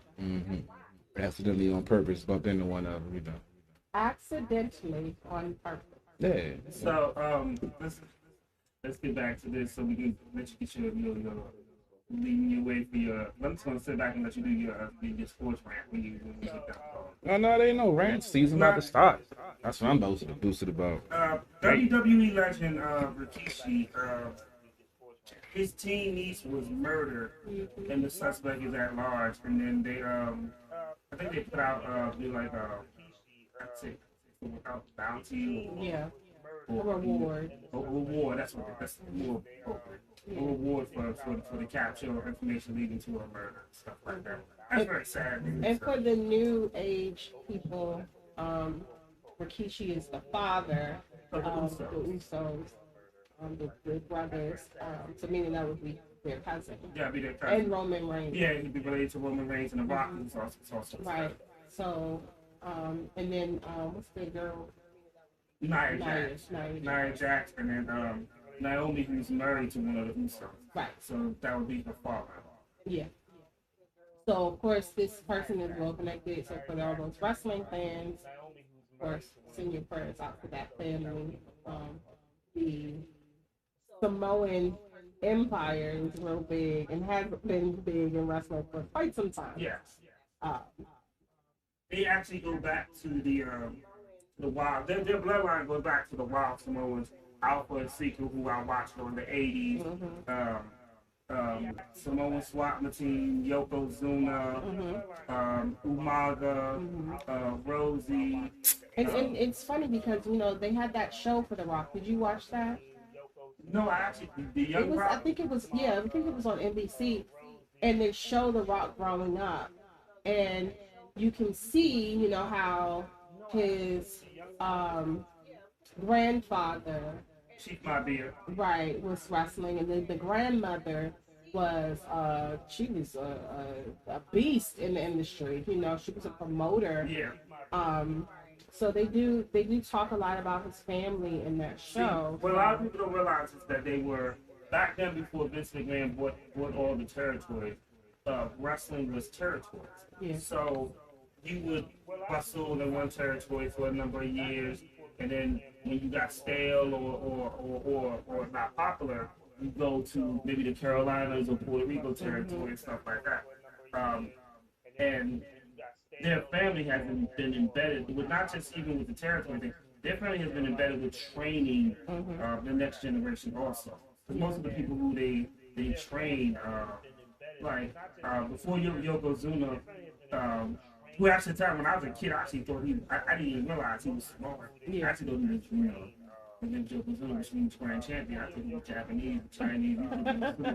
But he's actually, Yokozuna would have been the Rock's uncle. Yeah, I think so. Or Roman Reigns or whatever. But, he actually, before he gained so much weight, he was a big dude, but he was like one of the most talented people in train. Yeah.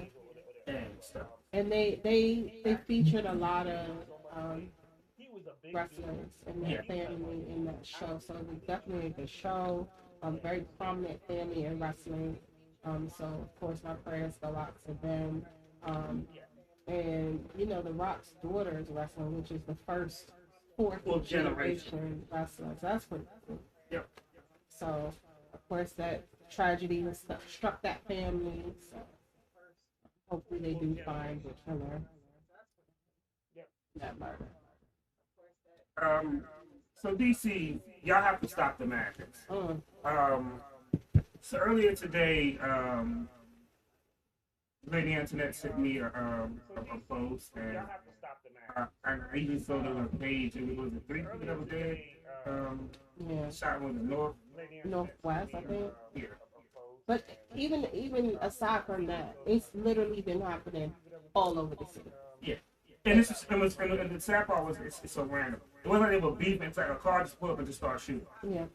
And when you do that, you have innocent people that are nearby. We just recently heard of a little child. Like, numerous times it happens.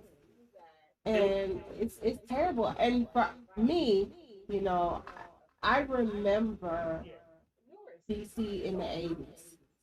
I remember DC in the early 90s. It wasn't pretty. Yeah. And I feel like there was so much to bring DC out of that stigma for such a long time. It was known as the murder capital. Yep. And they're trying to go right back. And I'm like, really, this is what we're doing? It's sad because I lived in DC for 6 years. I remember coming home from Congress Island. I remember seeing 2 dudes with masks. As I walked past them, they turned the corner. I remember them pulling 2 choppers out, 2 submachine guns. And all I can remember was them lighting up the block as they're walking down. Walking. We're not talking about in a vehicle. They're walking. But it's really and the street they turned down, a school was like really right beside. They would shoot up at school. I remember when I lived in DC that we went to. They had the mobile police station. Yeah. I lived on Stanton Road. I remember when I lived in DC. Because it was bad. It was bad back then. So I remember going to sleep and it was a mobile police station. I remember. I used to tell people I go to sleep to gunfire and I wake up to yellow tape. Every day. It was bad. And this is a sad.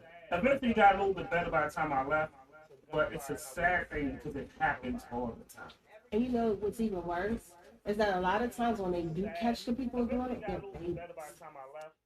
They're babies, like 15, 16 years old.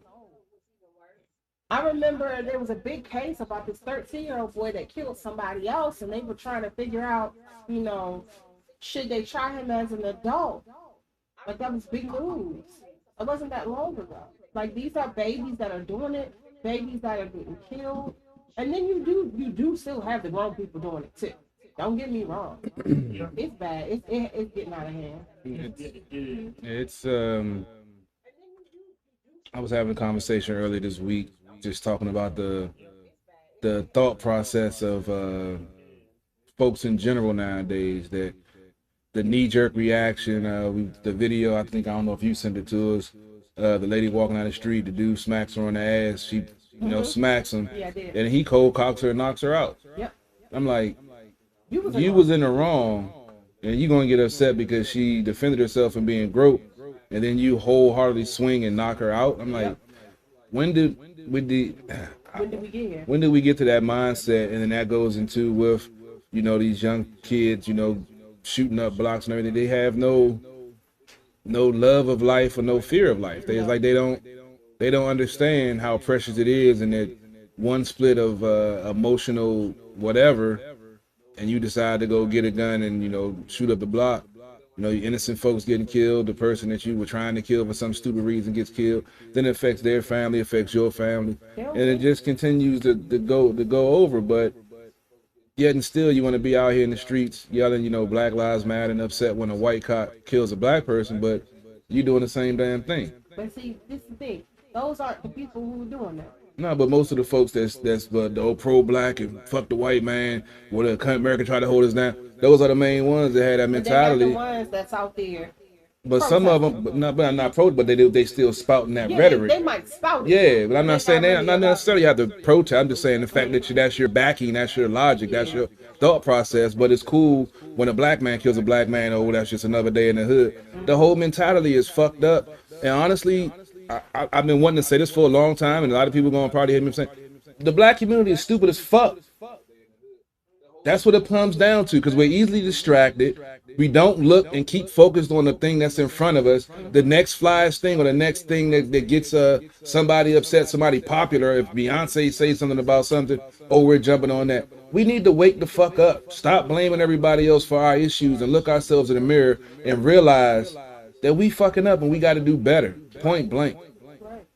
The only thing I disagree with is, and my always stance is that I don't like when people equivalent to the Black Lives Matter movement to police the police brutality movement to the black on black crime movement. Because one, I've seen people preach against black on black crime and it's amazing going on because people are ignorant.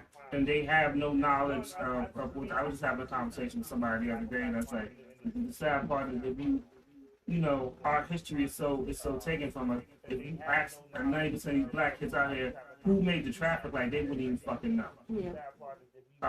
And that's home training. That's something that your parents not teaching you. But on the real, I learned through a hip hop song. That's just but they're not listening to those same hip hop. Yeah, I know, but my mother didn't even know at that particular time. To be honest with you, I guarantee if I asked her who was Garrett Morgan, she wouldn't even fucking know now. That some people in this area will be like, "Oh, it's a street named after him." My mother didn't even know. So I think one of the things that as a culture we need to inform our, you know, and teach our youth. That's where we mess up. We fail at that on a daily basis. Because people are relying on the schools to teach them things, but they're supposed to be learning at home. First of all, the school is not going to teach your child home training.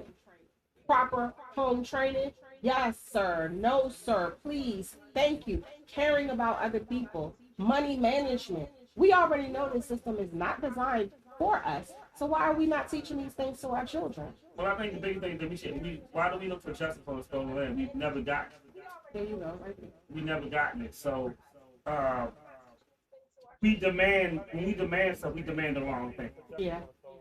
You know, and people are settling for the wrong thing. People will settle for an ounce of gold when there's a whole pot. You know, people are settling when they're saying stop killing us. As far as police brutality, some people were okay with settling for Aunt Jemima to be pulled off the shelf. And that was the wrong answer. That's not stop killing us. That's just pulling Aunt Jemima. That's a character based off of a real woman. But right, Uncle Ben and all that stuff. We didn't ask for you to pull that. What we asked for was for you to stop killing us. And some people were okay with that. Yeah. I mean, it's one of those things where I've lived in... I moved down here when I was in second grade. Yeah, I mean, it's one of those things. I graduated TC Williams. Actually, it's a thing right over here. It says I was a Titan, or Titan Award, whatever. Titan Pride Award, whatever. For them to change the name now to say, oh, by the way, we just found out that the motherfucker who the school is named after is racist. Like, dog, you knew that. You ain't just. First of all, it's widely known that a lot of these schools were named and a lot of these statues were put up at a certain time frame. And it wasn't way back when the Confederate army had just fallen. No, It was during the 60s. Jim Crow. Yeah. You gotta It was think. during the 60s when they wanted to discourage people. They wanted to remind people that close your mouth, sit down. Because this person right here, this statue that you gotta walk past every single day, this man hated you and would beat you. So we're gonna keep reminding you of that. Even though we know the Confederate Army lost. We know that. So Potomac Yard is now called, the street now is Richmond Highway. Right. Growing up, it was Lee Highway. I remember. Named after Robert E. Lee. There used to be a school. Potomac Yard is now called the street now is Richmond Highway. Where the fuck is that school? Where's Robert E. Lee at? Named after It's Robert. across the street from Springfield Mall. Yeah. Franconia Road. Yeah, a school called Robert E. Lee. Right. And like these are the. I don't need shit. You knew when you named the school, you knew it was wrong. There you go. What I need is justice for when you do something wrong. Like trying to fix a mistake that's been there for 40 fucking years. Like at this point, I don't even give a fuck about it. What I need is, you know, we done had a movie called Remember the Fucking Titans about TC, about my gym teacher, Coach Boone, starring Denzel Washington. Yeah. To change the name now it's fucking frivolous to Alexandria Public School. It shouldn't have been named that, and that's the thing. It happened widely in the South. They decided, oh, we're gonna honor these traitors to our country, because that's what they were. Yeah, them traitors. And they lost, so we're gonna honor these traitors, these losers. And now they're like, oh, they want us to stop killing them. We're gonna change the name of these schools. Yeah. Great, thanks. It shouldn't have been named that in the first place. But what else are you gonna do? Yeah. Are you gonna actually stop killing us? Is that gonna happen? But the problem is that I've always been an advocate of when someone is holding a gun at you, don't give them a bullet, right? You don't give them ammunition. So if you're screaming that the white man is against you, the white man has a system that is built against you, don't give them that bullet by going around killing each other. But these kids don't understand this, and they wonder why they're trying to gentrify DC. It's very clear. They're trying to get you out of there because this is our nation's capital. They don't want you there. They want to make our nation's capital white. Oh, and you're helping them. Well, I'm gonna play a quick song that You're right, but it was Chocolate City for the longest. Yeah, but they didn't take care. Yeah, but they didn't take care of it. That's the thing. That's why I'm like, I don't care about the gentrification. It was fucked up. The people that was there was doing fucked up shit. Now, if other white folks or whoever folks want to come in and they raising the value of it, but it's safe and it's cleaner, then so be it. But that's what I'm saying. They're giving them ammunition.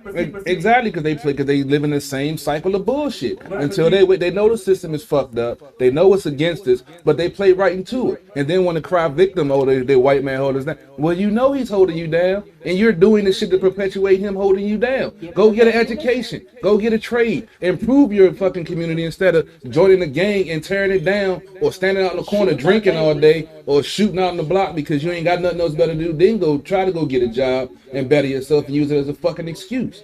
And that's what I'm getting tired of. I understand the system is fucked up. I had to navigate that same fucked up ass system too. But I did it. I had to swallow my pride. I had white people call me nigger to my face and I went to HR and nothing got fucking done. But in the end, I still got what I wanted and did what I had to do because I persevered, because who gives a fuck what somebody else says to you? As long as they don't put their fucking hands on you, if they're not contributing to putting food in your stomach, a roof over your head, and money in your pocket, who gives a fuck if they respect you? Respect yourself. Respect your family. Respect your community. Who gives a fuck about some cracker motherfucker that calls you a nigger or you feel he disrespected you? Who gives a fuck? They ain't even doing that. They shooting each other. And that's the same thing. You saying somebody disrespected you in your own neighborhood. Who gives a fuck if they disrespect? You respect yourself. Respect it enough to live the next day. That if you go do some dumb shit and you get killed or go get put in jail, your family is going to suffer. So what good are you doing by playing this dumb game? Cut that shit out. This ain't the 90s movie. This is real fucking life. You only get one shot. There is no cut action and you come back and redo the scene. No, you're done. And too many folks think that it's a game. They live in a music video or a movie. Nah, cut that shit out. Man up. Be a man. It's not just a word. Break it down. Break it But down. these people that's doing it, they like, Younger than my kids. Well, Where's your they mama? they live that grand theft life. They have a bad perception of reality, and they think because, like I said, I'm agree with stuff, but I also disagree. Like, because if you ain't never been, when you say you don't care about gentrification, I'm saying if you ain't never lived in public housing. I'm a product of public housing. My mama still live in public housing, so I know what gentrification does to neighborhoods when you lose these public housing. I understand your rage, but at the same time, what happens is these kids, they're not being taught when they're living in public housing, and then we're taking away from that public housing. So they really, now they went from a 3-bedroom to a 2-bedroom because that's all their mama can get now, and now we move them into a worse neighborhood, and they don't know nothing. And my problem is that one, these parents aren't being parents. Exactly. That's where it starts at. You know, I remember my sisters and my nephew, and DJ Grip can tell you this. I will always. I remember one time my sister said, "I'm not your friend," and I said, "I don't care because I'm your brother. I'm not here to be your friend." So a lot of these parents want to be pals and buddies and stuff like that. Like at the end of the day, Renegade is my nephew, and and before anything, he's my nephew first. And he understands the respect of the uncle and nephew dynamic because of what I will do, what I won't do, and what I've taught him. The problem is we had, I hate to go back to the 80s, the 90s, we had babies raising babies, people that want to be cool, but they say, oh yeah, you listen to trap music, I listen to the same, I don't give a fuck about that. Raise him. Yeah. Raise him. That's what they're not doing though. You know, we have women, we have sons that need fathers, but then we have uncles that don't want to step up. I was blessed. My Uncle Tyrone stepped up for me when my father wasn't in my life. He gave me a foundation for a father figure. My grandfather showed me what it was like to be a man. But I'm gonna be real with you. But not everybody has. I've talked about this before. There's this image that's put out that black men don't step up. Okay, and I'm gonna be real with you. That's not always true, because lately, and I expressed this. My son was in a private school in DC, and I had to drive him to school every morning. Every morning, I saw fathers walking their kids to school. Fathers, uncles, whoever, walking their kids to school every single day. I saw them taking care of the kids. I saw them doing all kinds of stuff. But unfortunately, there's a gap in between when that happened and when it didn't happen. So that's who we dealing with right now. But unfortunately, those kids that have that positive image of a dad, they're the ones getting murdered right now. These little ones. Why is it that these little kids are getting murdered in the city? Why? And what makes me mad is that this is I'm proud of DC. I'm proud to be born in the nation's capital when it was considered chocolate city. Yeah. I'm proud of that. But I'm not so proud about the behavior of people within the city. And sometimes it ain't even people that live in the city. They go to the city and act a fool. Yeah. But I'm trying to figure out what's going on. Don't tell me, like CP3 said, don't tell me the white man doing this and doing that to you. When the whole time, you the one shooting up the block. They trying to hold me down. They ain't trying to let a good brother get me. Back up and understand what the word good brother is. Well, it's crazy. Everybody ain't that. You gotta remember though, because you got dudes on the block that want to be niggas, and when they see a dude who's doing right there, you a square. Mm-hmm. You a nerd. Mm-hmm. Box, I got a job. Because I want to take care. Yo, if you want in the street life, go ahead. But just because I'm not doesn't make me a lesser man than you. And I know plenty of fathers. I know plenty of black fathers that stepped up for their children. Right. I know plenty of black uncles that stepped up for their nieces and nephews and stuff like that. And both of y'all are a testament to that. Rick is a testament. He's a black father. Mm-hmm. But I'm talking about the uncle part. But yes, black fathers, black uncles, grandfathers, the whole nine. I mean, you and CP3 don't have any children that we know of. We don't know if CP3 got kids. But y'all were influences in young children's lives. Except for CP3 did bring the stripper into the family. I mean, Strippers need love too, man. but They gotta eat. was a family function, honey. You wasn't. We all looked at you like, did he? We could tell she was a stripper. Did she have her stripper heels? She had on heels. You don't even know her name. I don't remember her name. You don't remember? I don't remember her name. We know how long I ago feel that like was. you probably didn't even know that day. I knew her name. We had been kicking it for a couple of weeks.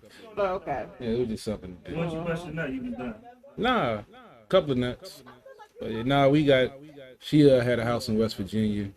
She was a Cowboys fan. She didn't know how to shut her mouth during the game. Oh yeah, he told So you broke up with her because she was a Cowboys fan? Nah, she was talking. I don't talk shit unless somebody talks shit to me. He did. No, the game wasn't But even. that's what Cowboys fans Yeah, do. the game hadn't even started. The game wasn't until 8 But o'clock. that's She what talking shit Cowboys at fans noon. do. Like, as soon as you found out she was a Cowboys fan, you should have known how she was going to act and respond. So did you know before or after you stuck your dick in her that she was a Cowboys fan?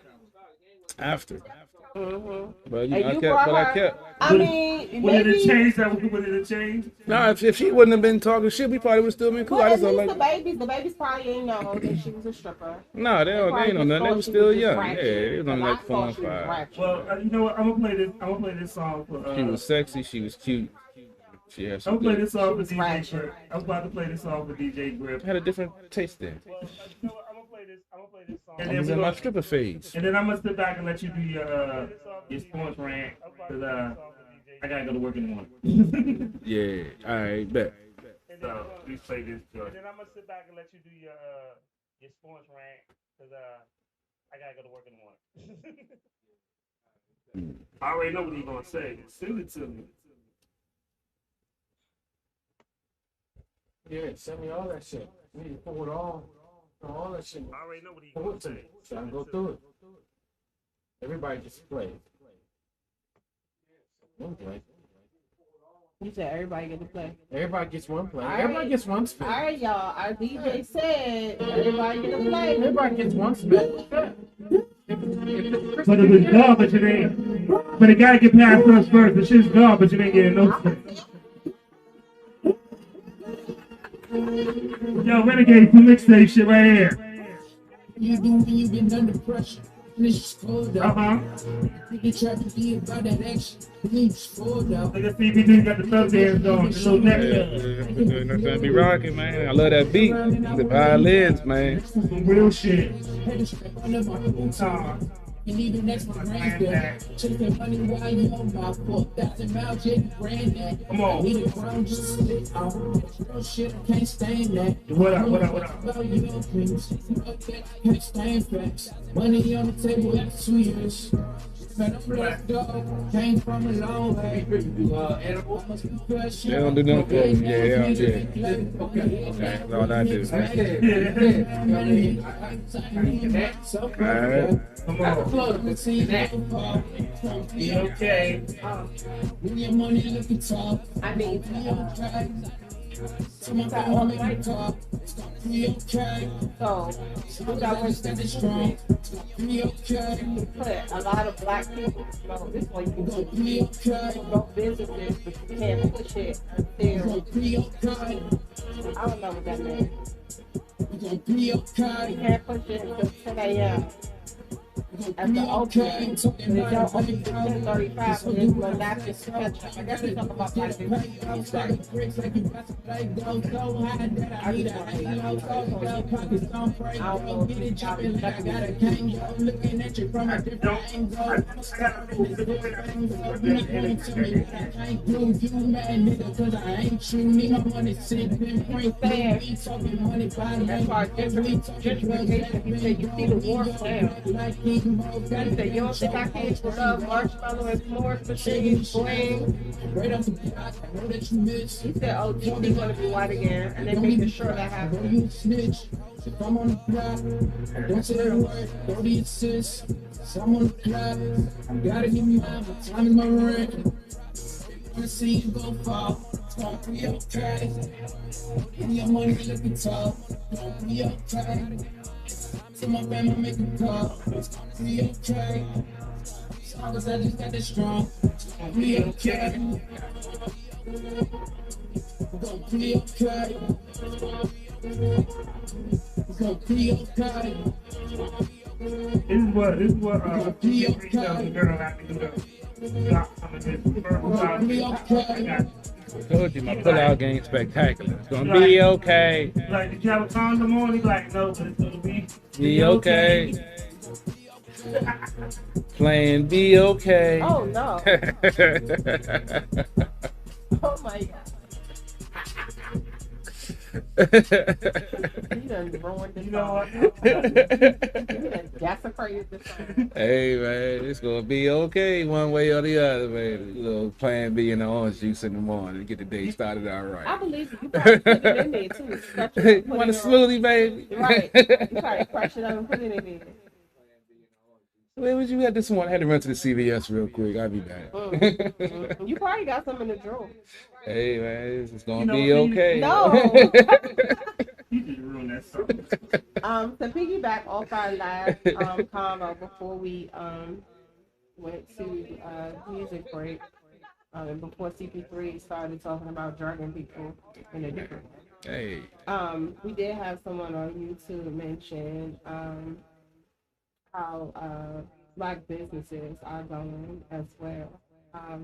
And I do feel like that's a problem.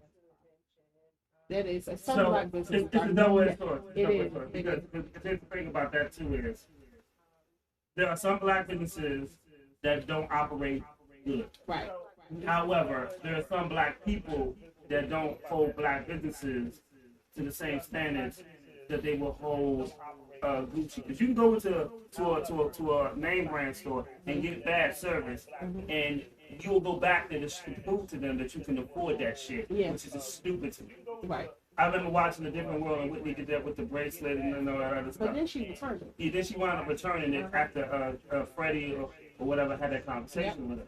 But, I'm going to show these niggas I can afford it. But then when you go to a Black business and you have bad service, you will automatically go to social media to rip that business down. Yeah.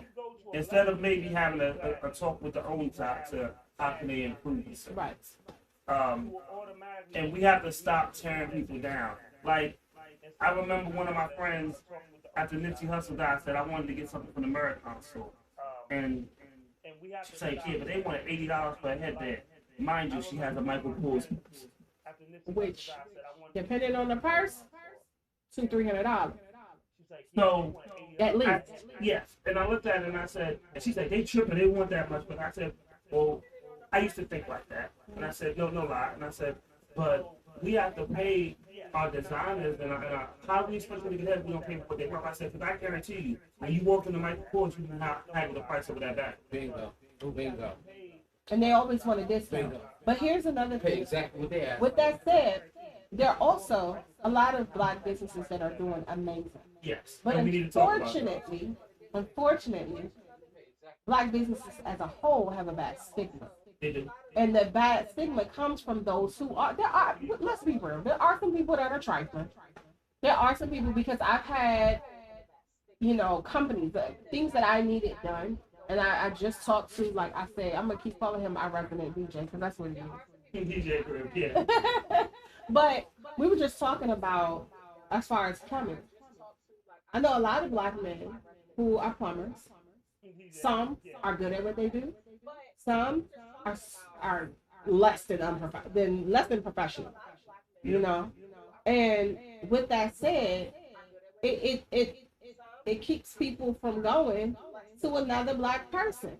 If I get a Black landscaper and he's trifling, don't show up when he's supposed to, halfway does the job, my next person, because I'm fired, my next person might not be Black.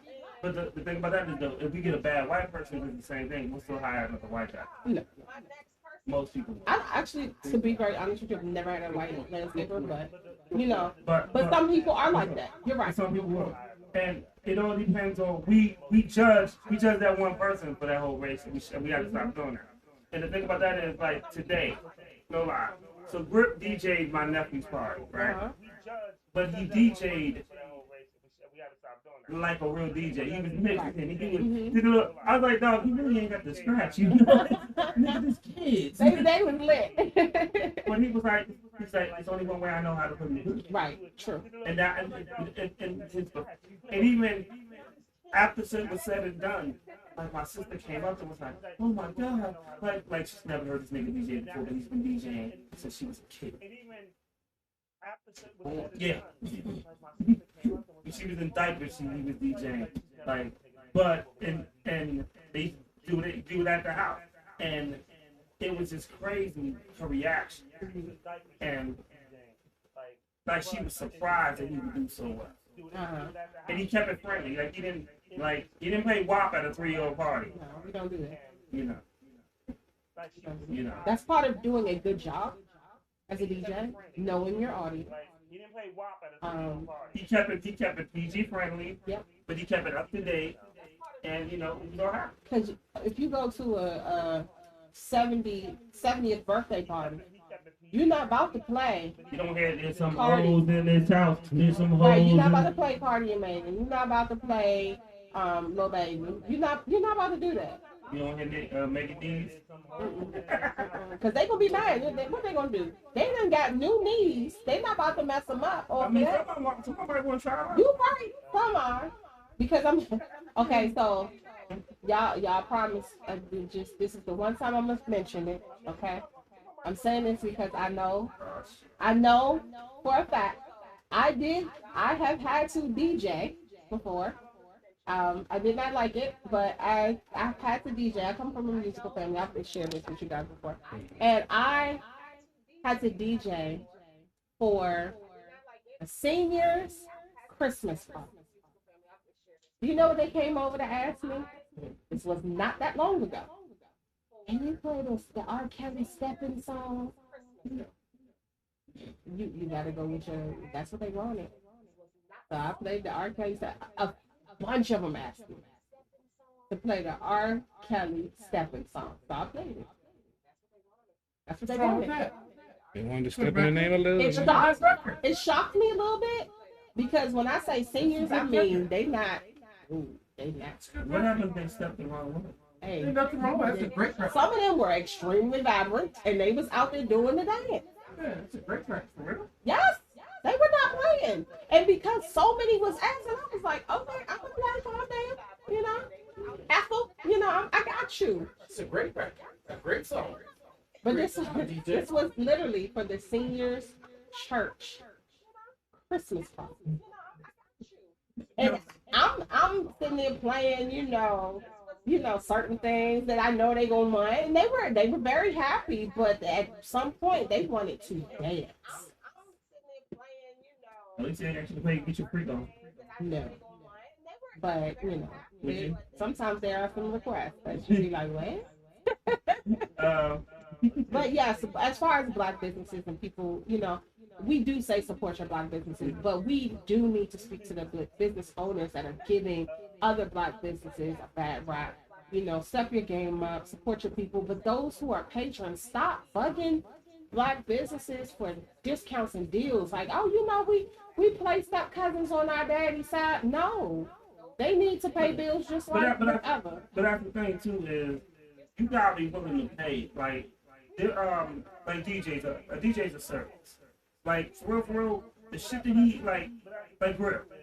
Don't ask him for a discount when nigga the damn speaker almost half my size. And then if he got two of them bitches, that's a lot of work. And then 2 big ass CDJs, like that's work. Mm-hmm. You can't be the friend of this. Like dog, you can't put a monetary. You just can't cut motherfuckers off. No, you can't. You know, yeah. You know, skill labor. Yeah, pretty much. Like, we have to stop trying to get the brother man discount. The brother man discount is not support, by the way.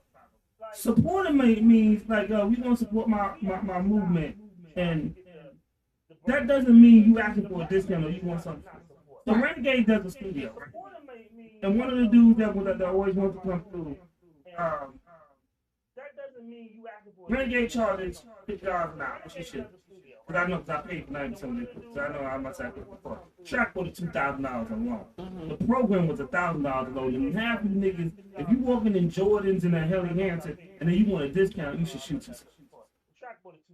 So one of his mans He wants to do studio time, but he only wants to pay $35. If that's your price, that's your price. I don't understand. And the thing about that is, so when he gives him the discount once, he wants it all the time. But then he can't get the same quality from the mixing and stuff at another studio. But you wanna shortchange your man because you're supporting your man by undercutting his price. And that's what people fuck up. And that's why I said, when you said it was a double-edged sword, which is true. Because on one hand, you got people that don't necessarily respect the black business owner. Yeah. That's on one hand. And on the other hand, you do have some black business owners that are trifling. They are. They're trifling. Because I've dealt with them. And you give people a bad rap. You do. Especially when you constantly deal with them. Like I said, if you're supposed to be there on time. You're supposed to be somewhere, be there on time. Do a good job, don't lie about your skill level, because that's another issue. And and then as far as the patron, respect their prices, respect their time, respect all of that, respect what they're trying to do, and encourage them and support them.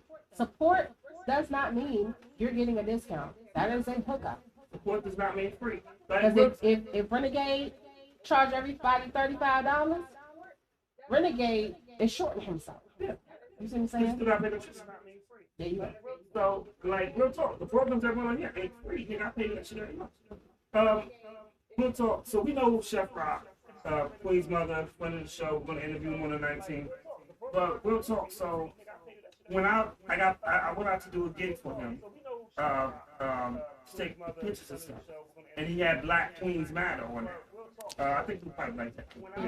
Yeah, we talked about that. But their food was running a little bit behind because there was an issue with the computer or whatever, or the tablet.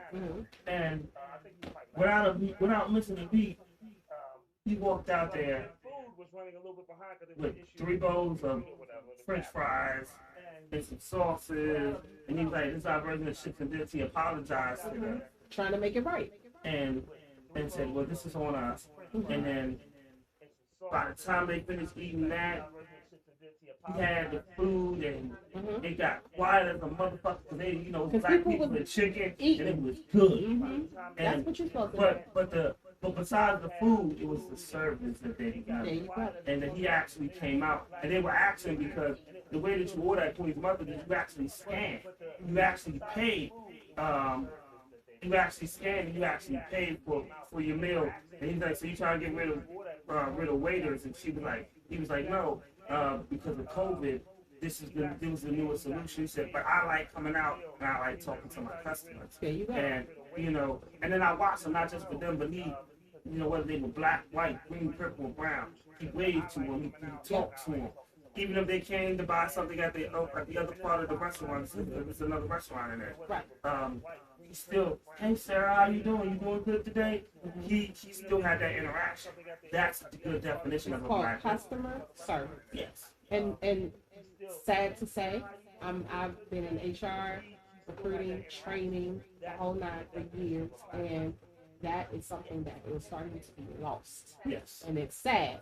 But I like to hear that, because if you people mess up, things happen.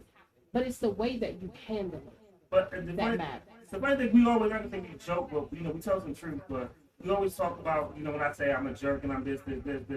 But Grip can tell you, when I was at Blockbuster, I told a lot of people no, but there's a lot of people I won them over with customers. And that's there were some people that came in that joint ready to fight, and I'd be like, "Well, what's wrong? What's the problem?" Yeah.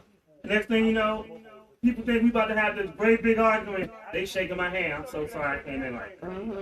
And that's when you have good customer service, people understand. Things happen, And I've had to start from scratch with some young people over the years, and I'm like, it's basic manners, which is kind of what we went on when we were talking about the violence in DC. These things they're supposed to be taught when you were young. Basic manners, love for your fellow man, things like that. Those are morals that are instilled in us when we're young, and it's very scary to see what people find acceptable nowadays. That it's not acceptable for in that situation, for when you were talking about the restaurant, for a business owner to not really care the fact that things are running behind or so. That's not acceptable. Yeah. You're supposed to handle it with class and show good customer service. So that's the way you get people to come back. There is a restaurant owner in the area that is known for bad customer service, and very well known establishment. Actually, two that I can think of. That they had thriving establishment, and their bad customer service got them put on blast. One restaurant, one nightclub. And when people take to social media and they start talking about how they gonna cancel you, oh, that's real. They'll cancel you in a heartbeat. So how about we start with good customer service first, and then we can go from there. But at the same time, as a patron, you got to see when somebody's trying. CP3, get us out of here with this sport. Just getting ready for the football season. Kicks off Thursday. I believe the Cowboys and I can't remember the other team. I just saw somebody on the Cowboys got hurt. So I know got COVID. The guard Wes Martin, so he's going to miss the game.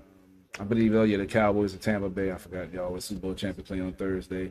Washington has the Los Angeles Chargers on the 12th at 1 o'clock. Working on pregame. Going to be ready for that as always. Bringing you the pregame and the postgame for Sports on the Hill podcast. Just had the roster trimmed down this past week at 4 o'clock. There's a couple of surprise cuts. Definitely didn't see Jimmy Moreland, his cornerback, getting cut. Pretty much predicted Peyton Barber, but he made it to the practice squad, but then he got picked up by, I want to say the Colts signed him off the practice squad. So the roster is pretty much a fluid thing right now because they're going to still continue to look at some players. They brought in a kicker, Eddie Pinero, to give Dustin Hopkins some competition because a lot of folks are upset that he didn't have any, being his erratic field goal kicking, even though he did go 14 for 15 to end the season and help push him to the playoffs. Stay tuned. We're not having a show tomorrow night. I might jump on Tuesday to do the roster breakdown show that we were supposed to do Friday night, but got held up at work selling cars and unfortunately couldn't get the show on. But probably going to do something maybe Tuesday morning, afternoon, just something a little different. Might have a guest, might not. Haven't figured it out yet. Had guests lined up for Friday, but got to check people's schedule and see what's good. But football season's right around the corner. You got the Nats, unfortunately, lost, I believe, 3 out of 4 to the Mets this past series this weekend. And we'll be talking about that next week. Or I may do a little baseball wrap-up along with my football coverage. Who knows? Depends on how I feel on Tuesday. But, yeah, it's just fall time is here. Best time for football, and pretty soon hockey season to be ramping back up and basketball season to be ramping back up and be back into it all again. So make sure you go check out sportsothp.com for all the latest news in DC sports from the best DC sports coverage around. Go check out the website, click on the apparel line, help support the movement, your hats, t-shirts, coffee cups, bags, the District of Champions apparel line we got with the Nationals, Mystics, and Capitals championship run. Just appreciate y'all tuning in, checking us out, and be on the lookout. We got some more stuff coming through. Like I said, I'm working on a new venue for the pregame show. You know, we partnered up with Martini's a couple of years ago. I'm working on maybe setting up something like that somewhere else. So be on the lookout. Might have some pregame shows for y'all to come out to, show your love and support for the team and for Sports OTHP, bringing you the best DC sports coverage around. DC sports for the politics. It's not just a catchphrase. It's not just a motto. It's what we do. And I'm out. Hey, man. Gotta do it, baby. Starting to sober up now. He's starting to sober up. It's the end of this show. We would have loved for you to be sober at the beginning. You leave me here by myself with a 6-pack of Mickeys. That's what you get, man. I'm sorry, but I'm just a man. You just a man. I'm just a man. Just a man. All right, but we're out. All right, y'all. We talk to y'all later. I gotta get the 5 more. Bless your heart. But I got 2 days off. Look at that. Happy Labor Day. But yeah, whatever that holiday means. Means nothing when you gotta fucking work. Oh, I got labor. Yo, it's the intro. Renegade, the legacy. We out, y'all. Break veins on my face. I already know my work. When I have a sweater.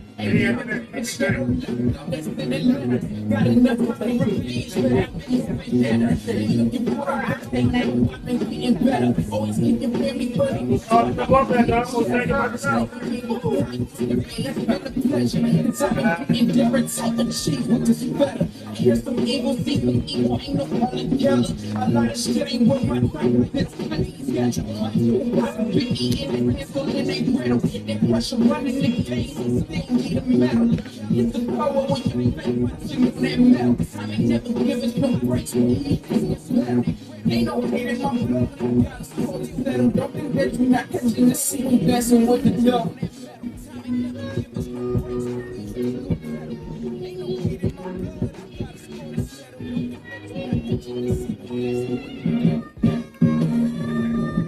It's the legacy. Who the fuck is supposed to let ahead of me? My unborn. They gon' be mostly eating instead of me. I'm on. My dogs be on it. Be on the pedigree. If I'm wrong, better tell you niggas what it better be. I'm locked on. She gon' always get what she want, man. If her top strong, at the top wondering why you came if you was blocked off. Shit just always been the same. I'm pissed. I cannot stop. Grandma gave me this mindset because I was dropped off. Switching up over some brand dog. That is not law. Thought it was eating sushi. I am that raw. Fuck what I shoot on the move when I show my ass off. I'll go down, break down, for that work I'm on call. Why you think they listen to me? Cause I won't fall. Let me know everything I tell you so I can prolong. When you talking money to them, I'll tell you what's wrong. I'm back with my mama shit and I'm back up in my true.